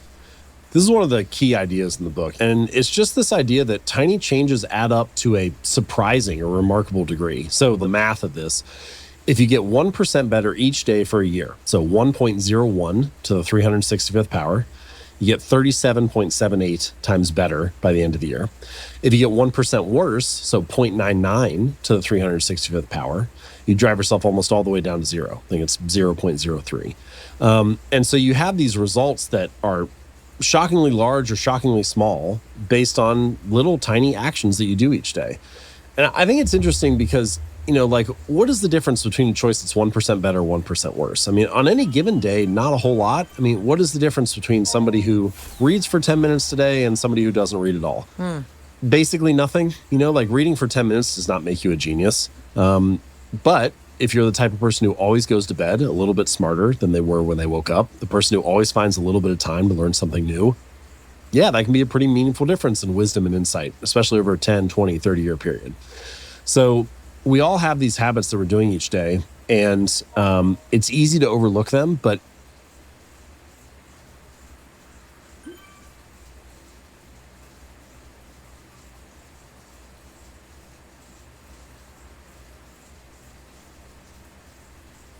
conquering UAE Team Emirates squad, flying under the radar a little bit in terms of the predictions ahead of today's race, and for the final time in his career. Leo Van Vliet has the honour of waving the riders into action today. 30 times he's been the race director of the event. He's going to hand over the reins. This event has taken on a new strategy, a new structure, a new plan under the umbrella and the auspices of the Flanders Classics organisation. And Leo Van Vliet will earn a well-earned rest after this one. He said he's going to throw his laptop in the river, and who would blame him? His work is done. Plenty of work still to be done for the breakaway riders. Early moments of the stage, a little bit of action to see who could make it into what eventually established itself as a pretty strong lineup up front, with a maximum advantage of hovering around about the 5-minute mark. 9 riders clear of the field, representing the interests of some of the lower ranked squads, but some very, very strong riders and one or two very notable names, not least Warren Barguil. You'll get to see him. He's back in action after an injury layoff, a pretty severe injury actually, a sort of a catalogue of bone breakages and various other traumas that were endured by Warren Barguil, the French star. There's some of the rain that I mentioned. These riders winding their twisting their way and spilling left and right off the road. Let's hope they're able to get back up and on without too much difficulty. Well, there's a man to conjure with. Paul Lapera finds himself off his bike, number 61, the decathlon star, and his compatriot Dorian Godon is the French champion, as you can see, and he's one of a selection of very strong riders for the Ineos Grenadiers squad. Here is the parkour. That's a familiar look, isn't it, about the images as we pick up the live pictures out on the roads. Fairly wet roads indeed around Limburg. As I can tell you, I can say the finish line here at near Valkenburg. We're about 2 kilometers from the center of Valkenburg, just up and over the Cowbergs, about 1,700 meters to the line. I think that rim has done its work at this point. I wonder how many spokes are still working in that one. Dorian Godon will take recourse to the Ineos Grenadiers mechanic support. And it's far enough from the line where they can consider the value of a rear wheel change. Let's hope there hasn't been any sort of residual effects from that rim flapping around all over the place, whether it's had an effect on the caliper, which is mounted to the frame of the bike down low, is of course the disc brake caliper. At any rate, Dorian got on back on his bike, his Pinarello. Carry him, he hopes, back into the body, the welcome embrace of the main peloton, as the lead riders up front, seeing their margin of advantage has been pared back significantly. Picking up the live shots, at least they're still out front. Still out front, Marco Frigo, a 26-year-old Italian for the NSN cycling team.